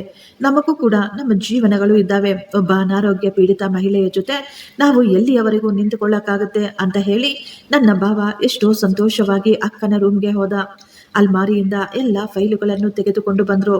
ಅವರನ್ನು ಆ ರೀತಿ ನೋಡಿ ಅಕ್ಕ ತಮ್ಮನ ಸಂಬಂಧದ ಮೇಲೆಯೇ ನನಗೆ ಅಸಹ್ಯವಾಗ್ತಾ ಇತ್ತು. ಅವರಿಗೆ ತಮ್ಮ ಸ್ವಂತ ಅಕ್ಕ ಈಗ ಹೊರಗಿನವಳಾಗ್ಬಿಟ್ಟಿದ್ಲು. ಭಾವ ಆ ಪೇಪರ್ಗಳನ್ನು ಓಪನ್ ಮಾಡಿ ವಿಲ್ಲನ್ನು ಓದಿದಾಗ ಅವರು ಒಂದು ಕ್ಷಣ ಶಾಕ್ ಆಗಿಬಿಟ್ಟಿದ್ರು. ಅವರು ಈಗ ಆ ಪತ್ರಗಳನ್ನು ಜೋರಾಗಿ ಓದಿ ನನ್ನ ಗಂಡನಿಗೂ ಕೂಡ ಕೇಳಿಸಿದ್ರು. ಅವರ ಮುಂದೆ ಈಗ ಸತ್ಯ ಹೊರಬಂದಿತ್ತು. ಈ ಎಲ್ಲ ಆಸ್ತಿ ಅವರ ತಂದೆ ಅವರಿಗಾಗಿ ಬಿಟ್ಟು ಹೋಗಿರಲಿಲ್ಲ ಅಂತ. ಈ ಮಾತುಗಳನ್ನು ಅವರಿಂದ ಅರಗಿಸಿಕೊಳ್ಳಲಾಗಲಿಲ್ಲ. ಇದೆಲ್ಲವೂ ಅವರಿಗೆ ತುಂಬಾ ವಿಚಿತ್ರವಾಗಿ ಅನ್ನಿಸ್ತಾ ಇತ್ತು. ಆದರೆ ನನಗೆ ಎಲ್ಲ ಸತ್ಯ ಮೊದಲೇ ಗೊತ್ತಿತ್ತು. ನಾನು ಅವರಿಗೆ ಈಗ ಧೈರ್ಯವಾಗಿ ಹೇಳಿಬಿಟ್ಟೆ, ಇದೆಲ್ಲವೂ ನಿಮ್ಮ ಅಧಿಕಾರವಲ್ಲ. ಇದೆಲ್ಲವೂ ಕೇವಲ ಕಸ್ತೂರಿ ಅಕ್ಕನ ಕಷ್ಟಾರ್ಜಿತ. ಎಲ್ಲ ಮನುಷ್ಯರು ಅವರ ಕಷ್ಟದ ಸಮಯದಲ್ಲೇ ನೋಡ್ತಾ ಇರ್ತಾರೆ, ಯಾರು ನನ್ನವರು, ಯಾರು ಹೊರಗಿನವರು ಅಂತ. ನಿಮಗಾಗಿ ಅಕ್ಕ ಏನು ತಾನೇ ಮಾಡಿಲ್ಲ. ಅವರು ತಮ್ಮ ಜೀವನವನ್ನೇ ನಿಮಗಾಗಿ ತ್ಯಾಗ ಮಾಡಿಬಿಟ್ರು. ಆದರೆ ನೀವಿಬ್ಬರು ನಿಮ್ಮ ಅಕ್ಕನ ಜೊತೆ ಏನ್ ಮಾಡಿದ್ರಿ? ಆಕೆಗೆ ಹುಷಾರಿಲ್ಲದೆ ಹಾಸಿಗೆ ಹಿಡಿದಾಗ 2 ಮಾತು ಮಾತನಾಡಲು ಕೂಡ ನಿಮಗೆ ಬಾಯಿ ಬರಲಿಲ್ಲ. ಅಕ್ಕನನ್ನು ನೋಡಲು ಅವರ ರೂಮ್ಗೆ ಹೋಗಲು ಕೂಡ ನಿಮಗೆ ಕಾಲುಗಳು ಬರಲಿಲ್ಲ. ನೀವು ಅಂದುಕೊಳ್ತಾ ಇದ್ರಿ ನಿಮ್ಮ ಅಕ್ಕ ಈ ಮನೆ ಬಿಟ್ಟು, ನಮ್ಮ ಆಸ್ತಿಯನ್ನು ಬಿಟ್ಟು ಹೊರಟೋಗ್ಲಿ ಅಂತ. ಈ ದಿನ ನೀವು ಅಂದುಕೊಂಡದ್ದು ಎಲ್ಲವೂ ನೆರವೇರಿದೆ. ಈ ದಿನ ನಿಮಗೆ ಎಲ್ಲ ಆಸ್ತಿ ಅಂತಸ್ತು ಸಿಕ್ಕಿಬಿಟ್ಟಿದೆ. ಆದರೆ ಈ ಆಸ್ತಿ ನಿಮ್ಮ ತಂದೆಯ ಕಡೆಯಿಂದ ನಿಮ್ಮ ವಂಶ ಪಾರಂಪರ್ಯವಾಗಿ ನಿಮಗೆ ಬಂದಿದ್ದೇನೂ ಅಲ್ಲ, ಬದಲಾಗಿ ನಿಮ್ಮ ಅಕ್ಕನ ಜೀವನದ ತ್ಯಾಗ. ಆಗಲೇ ಭಾವ ಹೇಳಿದ್ರು, ಇದರಲ್ಲಿ ತಲೆ ಕೆಡಿಸಿಕೊಳ್ಳುವಂತ ವಿಷಯ ಏನಿದೆ? ಅಕ್ಕ ಕೇವಲ ಆಫೀಸ್ನಲ್ಲಿ ಓಡಾಡ್ತಾ ಇದ್ಲು ಅಷ್ಟೇ. ಎಲ್ಲ ಕೆಲಸವನ್ನು ನಾವಿಬ್ಬರೇ ಮಾಡ್ತಾ ಇದ್ವಿ. ಆಗಲೇ ರಮೇಶ್ ಕೂಡ ಹೇಳಿದ್ರು, ಹೌದು ನಂದಿನಿ, ಅಣ್ಣ ಸರಿಯಾಗಿ ಹೇಳ್ತಾ ಇದ್ದಾರೆ. ನಾನು ಕೋಪವಾಗಿ ಹೇಳಿದೆ, ಇಲ್ಲ, ನೀವಿಬ್ಬರು ತಪ್ಪಾಗಿ ಹೇಳ್ತಾ ಇದ್ದೀರಾ. ಅವರು ತಮ್ಮ ಜೀವನವೆಲ್ಲ ಎಷ್ಟೋ ಕಷ್ಟಪಟ್ಟಿದ್ದಕ್ಕೆ ನಿಮ್ಮ ಕೈಗೆ ರೆಡಿಯಾದ ಈ ಬಿಸ್ನೆಸ್ ಬಂದು ನೀವು ಮರದ ಹಣ್ಣುಗಳನ್ನು ಮಾತ್ರ ತಿಂತಾ ಇದ್ದೀರಾ. ಆದರೆ ಬೀಜವನ್ನು ಹಾಕಿ ಹೆಮ್ಮರವಾಗಿ ಬೆಳೆಸಿದ್ದು ಮಾತ್ರ ನಿಮ್ಮ ಅಕ್ಕ. ನೀವು ಬೀಜ ಹಾಕಲಿಲ್ಲ, ಮರ ಬೆಳೆಸಲಿಲ್ಲ, ಯಾವುದೇ ಕಷ್ಟಪಡಲಿಲ್ಲ. ಕೇವಲ ಆರಾಮವಾಗಿ ಕುಳಿತು ಹಣ್ಣು ತಿಂತಾ ಇದ್ದೀರಾ ಅಷ್ಟೇ. ನನ್ನ ಮಾತು ಕೇಳಿ ಆ ಇಬ್ಬರು ಅಣ್ಣಂದಿರು ನಾಚಿಕೆಯಿಂದ ತಲೆ ಬಗ್ಗಿಸಿಕೊಂಡಿದ್ರು. ಅವರ ಕಣ್ಣುಗಳಲ್ಲಿ ನಾಚಿಕೆ ಎದ್ದು ಕಾಣಿಸ್ತಾ ಇತ್ತು. ಈಗ ನನ್ನ ನಾದಿನಿ ಬರೆದ ಆ ಪತ್ರವನ್ನು ನಾನು ಅವರ ಕೈಗೆ ಕೊಟ್ಟೆ. ಅದನ್ನು ಓದಿ ಅವರು ತಲೆ ಎತ್ತಲಿಲ್ಲ. ನಾನು ಅವರನ್ನು ಹಾಗೆಯೇ ಬಿಟ್ಟು ನನ್ನ ರೂಮಿಗೆ ಹೊರಟು ಹೋದೆ. ಅಲ್ಲಿ ಕುಳಿತು ನಾನು ಜೋರಾಗಿ ಅಳ್ತಾ ಇದ್ದೆ. ಸ್ವಲ್ಪ ಸಮಯದ ನಂತರ ನಮ್ಮ ಮನೆಯ ಕೆಲಸ ಮಾಡುವ ಪಾರ್ವತಿ ನೀರನ್ನು ತೆಗೆದುಕೊಂಡು ನನ್ನ ರೂಮಿಗೆ ಬಂದು ಅವರು ನನಗೆ ನೀರನ್ನು ಕೊಟ್ಟು ಹೇಳಿದ್ರು, ಅಕ್ಕ, ಈ ದಿನ ನೀವು ಇಬ್ಬರು ಅಣ್ಣಂದಿರಿಗೆ ಸರಿಯಾಗಿ ಬುದ್ಧಿ ಕಲಿಸಿದಿರಾ. ಈ ಇಬ್ಬರು ಅಣ್ಣ ತಮ್ಮಂದಿರು ಅವರ ಸ್ವಂತ ಅಕ್ಕನಿಗೆ ಸ್ವಲ್ಪ ಕೂಡ ಮರ್ಯಾದೆ ಕೊಡ್ತಾ ಇರ್ಲಿಲ್ಲ. ನಮ್ಮೆಲ್ಲರಿಗೂ ತುಂಬಾ ಸಂತೋಷವಾಗ್ತಾ ಇತ್ತು. ನೀವು ಕಸ್ತೂರಿ ಅವರನ್ನು ಚೆನ್ನಾಗಿ ನೋಡ್ಕೊಳ್ತಾ ಇದ್ದೀರಾ ಅಂತ ನಾವೆಲ್ಲರೂ ಮಾತನಾಡಿಕೊಳ್ತಾ ಇದ್ವಿ. ಈ ಮನೆಯಲ್ಲಿ ಕೇವಲ ನೀವೊಬ್ಬರೇ ಒಳ್ಳೆಯ ಮನಸ್ಸಿರುವವರು ಅಂತ. ನಾನು ಈಗ ಅವರನ್ನು ಕೇಳಿದೆ, ಅಕ್ಕ, ಇದೆಲ್ಲ ಯಾವಾಗ ಮಾಡಿಸಿದ್ರು? ವಕೀಲರು ಮನೆಗೆ ಬಂದಿದ್ರಾ ಅಥವಾ ಅಕ್ಕನೇ ವಕೀಲರ ಬಳಿ ಹೋಗಿದ್ರಾ ಅಂತ. ನನ್ನ ಮಾತು ಕೇಳಿ ಪಾರ್ವತಿ ಒಂದು ಕ್ಷಣ ಗಾಬರಿಯಾಗಿ ನಂತರ ಹೇಳಿದ್ಲು, ಕಸ್ತೂರಿ ಅಕ್ಕನಿಗೆ ನಾನೇನೆ ಮನೆಯ ಎಲ್ಲರ ಬಗ್ಗೆ ಎಲ್ಲ ವಿವರ ಕೊಡ್ತಾ ಇದ್ದೆ. ಅವರು ನನಗೆ ಹೇಳಿದ್ರು, ವಕೀಲರನ್ನು ಕರೆದುಕೊಂಡು ಬಾ ಅಂತ. ಒಂದು ದಿನ ನೀವು ಮನೆಯಲ್ಲಿರಲಿಲ್ಲ. ಆಗ ವಕೀಲರು ನಮ್ಮ ಮನೆಗೆ ಬಂದಿದ್ರು. ಕಸ್ತೂರಿ ಅಕ್ಕನೇ ಖುದ್ದು ಈ ವಿಲ್ಲನ್ನು ರೆಡಿ ಮಾಡಿಸಿದ್ರು. ಆ ಮಾತು ಕೇಳಿ ನಾನು ಅವಳ ಮೇಲೆ ತುಂಬಾ ಕೋಪ ಮಾಡಿಕೊಂಡೆ. ನೀನು ಮೊದಲೇ ಇದನ್ನು ನನಗೆ ಯಾಕೆ ಹೇಳಲಿಲ್ಲ? ನಿನಗೆ ಅಕ್ಕ ಎಲ್ಲಿದ್ದಾರೆ ಅಂತ ಗೊತ್ತಿರುತ್ತೆ. ಈಗ ನೀನು ಬೇಗ ನನಗೆ ಸತ್ಯವನ್ನು ಹೇಳು. ಇಲ್ಲದೆ ಇದ್ರೆ ನಾನು ನಿನ್ನನ್ನು ಕೆಲಸದಿಂದ ತೆಗೆದು ಹಾಕ್ತೀನಿ ಅಂತ ಹೆದರಿಸಿದಾಗ, ಇಲ್ಲ ಅತ್ತಿಗೆ, ನನಗೆ ಗೊತ್ತಿಲ್ಲ ಅವರು ಎಲ್ಲಿದ್ದಾರೆ ಅಂತ. ವಿಲ್ಲನ್ನು ರೆಡಿ ಮಾಡಿಸಿದ ನಂತರ ಅವರು ಈ ರೀತಿ ಮನೆ ಬಿಟ್ಟು ಹೋಗ್ತಾರೆ ಅಂತ ಕೂಡ ನನಗೆ ಗೊತ್ತಿರಲಿಲ್ಲ. ನೀನು ಸುಳ್ಳು ಹೇಳ್ತಾ ಇದೀಯಾ, ನನಗೆ ಸತ್ಯ ಹೇಳು. ಇಲ್ಲದೆ ಇದ್ರೆ ನಿನಗೆ ಸರಿ ಇರೋದಿಲ್ಲ ಅಂತ ಹೇಳಿದಾಗ ಪಾರ್ವತಿ ಅಳುತ್ತಾ ಕೈ ಜೋಡಿಸಿ, ಅತ್ತಿಗೆ, ನಾನು ಎಲ್ಲ ಸತ್ಯ ಹೇಳಿದ್ದೇನೆ. ನನಗೆ ಅಕ್ಕ ಎಲ್ಲಿ ಹೋಗಿದ್ದಾರೆ ಅಂತ ಗೊತ್ತಿಲ್ಲ ಅಂತ ಹೇಳ್ತಾ ಇದ್ಲು. ನನಗೆ ಈಗ ನೆನಪಾಗಿತ್ತು. ಅಕ್ಕ ಲೆಟರ್ನಲ್ಲಿ ಬರೆದಿದ್ರು, ಓಲ್ಡ್ ಏಜ್ ಹೋಮ್ಗೆ ಹೋಗ್ತಾ ಇದ್ದೀನಿ ಅಂತ. ನಾನು ತಕ್ಷಣ ಮ್ಯಾನೇಜರ್ಗೆ ಫೋನ್ ಮಾಡಿ ಹೇಳಿದೆ, ಅಕ್ಕ ಯಾವ ಯಾವ ಆಶ್ರಮಗಳಿಗೆ ದುಡ್ಡನ್ನು ಕೊಡ್ತಾರೆ, ನನಗೆ ಆ ಎಲ್ಲ ಆಶ್ರಮಗಳ ಅಡ್ರೆಸ್ಗಳು ಬೇಕು ಅಂತ. ನನಗೆ ಚೆನ್ನಾಗಿ ಗೊತ್ತಿತ್ತು ಆಕೆ ಖಂಡಿತ ಅಲ್ಲಿಗೆ ಹೋಗಿರ್ತಾಳೆ ಅಂತ. ಮ್ಯಾನೇಜರ್ ಈಗ ನನಗೆ 7-8 ಸ್ಥಳದ ಅಡ್ರೆಸ್ಗಳನ್ನು ಕೊಟ್ಟರು. ನಾನು ಒಂದೊಂದಾಗಿ ಎಲ್ಲ ಆಶ್ರಮಗಳಿಗೆ ಭೇಟಿ ನೀಡಿದೆ. ಒಂದು ಆಶ್ರಮದಲ್ಲಿ ಅಕ್ಕ ನನಗೆ ಸಿಕ್ಕಿದ್ರು. ನಾನು ಅವರನ್ನು ಭೇಟಿಯಾಗಲು ಅವರ ರೂಮ್ಗೆ ಹೋದಾಗ ಒಂದು ಕ್ಷಣ ನಾನು ಹೈರಾಣಾಗ್ಬಿಟ್ಟಿದ್ದೆ. ಯಾಕೆಂದ್ರೆ ಅಕ್ಕ ತಮ್ಮ ಕಾಲ ಮೇಲೆ ತಾವು ನಿಂತ್ಕೊಂಡಿದ್ರು. ಅಕ್ಕನನ್ನು ಆ ರೀತಿ ನೋಡಿ ನನಗೆ ತುಂಬಾ ಸಂತೋಷವಾಯಿತು. ಅವರನ್ನು ನೋಡಿದ ತಕ್ಷಣ ನಾನು ಎಷ್ಟೋ ಪ್ರೀತಿಯಿಂದ ಅವರನ್ನು ತಬ್ಬಿಕೊಂಡೆ. ಅಕ್ಕ, ಇಷ್ಟಕ್ಕೂ ನೀವು ಯಾಕೆ ಆ ಮನೆ ಬಿಟ್ಟು ಇಲ್ಲಿಗೆ ಬಂದ್ಬಿಟ್ಟಿದ್ದೀರಾ? ನನಗೆ ಸ್ವಲ್ಪ ಸಮಯ ಕೊಟ್ಟಿದ್ರೆ ನಾನು ಎಲ್ಲವನ್ನೂ ಸರಿ ಮಾಡ್ತಾ ಇದ್ದೆ ಅಂತ ಹೇಳಿದಾಗ ಅಕ್ಕ ನಗುತ್ತಲೇ ಹೇಳಿದ್ರು, ನಂದಿನಿ, ನೀನು ಮೊದಲೇ ನನಗಾಗಿ ಎಷ್ಟೊಂದು ಕಷ್ಟಪಟ್ಟಿದೀಯಾ. ಈಗ ನೀನು ನಿನ್ನ ಜೀವನದಲ್ಲಿ ಸಂತೋಷವಾಗಿರೋ. ನಿನ್ನ ಜೀವನವನ್ನು ನೀನು ನೋಡಿಕೋ. ನಿನ್ನ ಸೇವೆಯಿಂದ ನಾನು ಪೂರ್ತಿಯಾಗಿ ಗುಣವಾಗಿದ್ದೀನಿ. ವಿಲ್ಲನ್ನು ಮಾಡಿಸುವವರೆಗೂ ನಾನು ಪೂರ್ತಿಯಾಗಿ ಗುಣವಾಗಿದ್ದೀನಿ ಅಂತ ನಿನ್ನ ಮುಂದೆ ನಾನು ಹೇಳಬಾರ್ದು ಅಂತ ಅಂದುಕೊಂಡಿದ್ದೆ. ನಂದಿನಿ, ನಾನು ಇನ್ಯಾವತ್ತೂ ಆ ಮನೆಗೆ ವಾಪಸ್ ಬರೋದಿಲ್ಲ.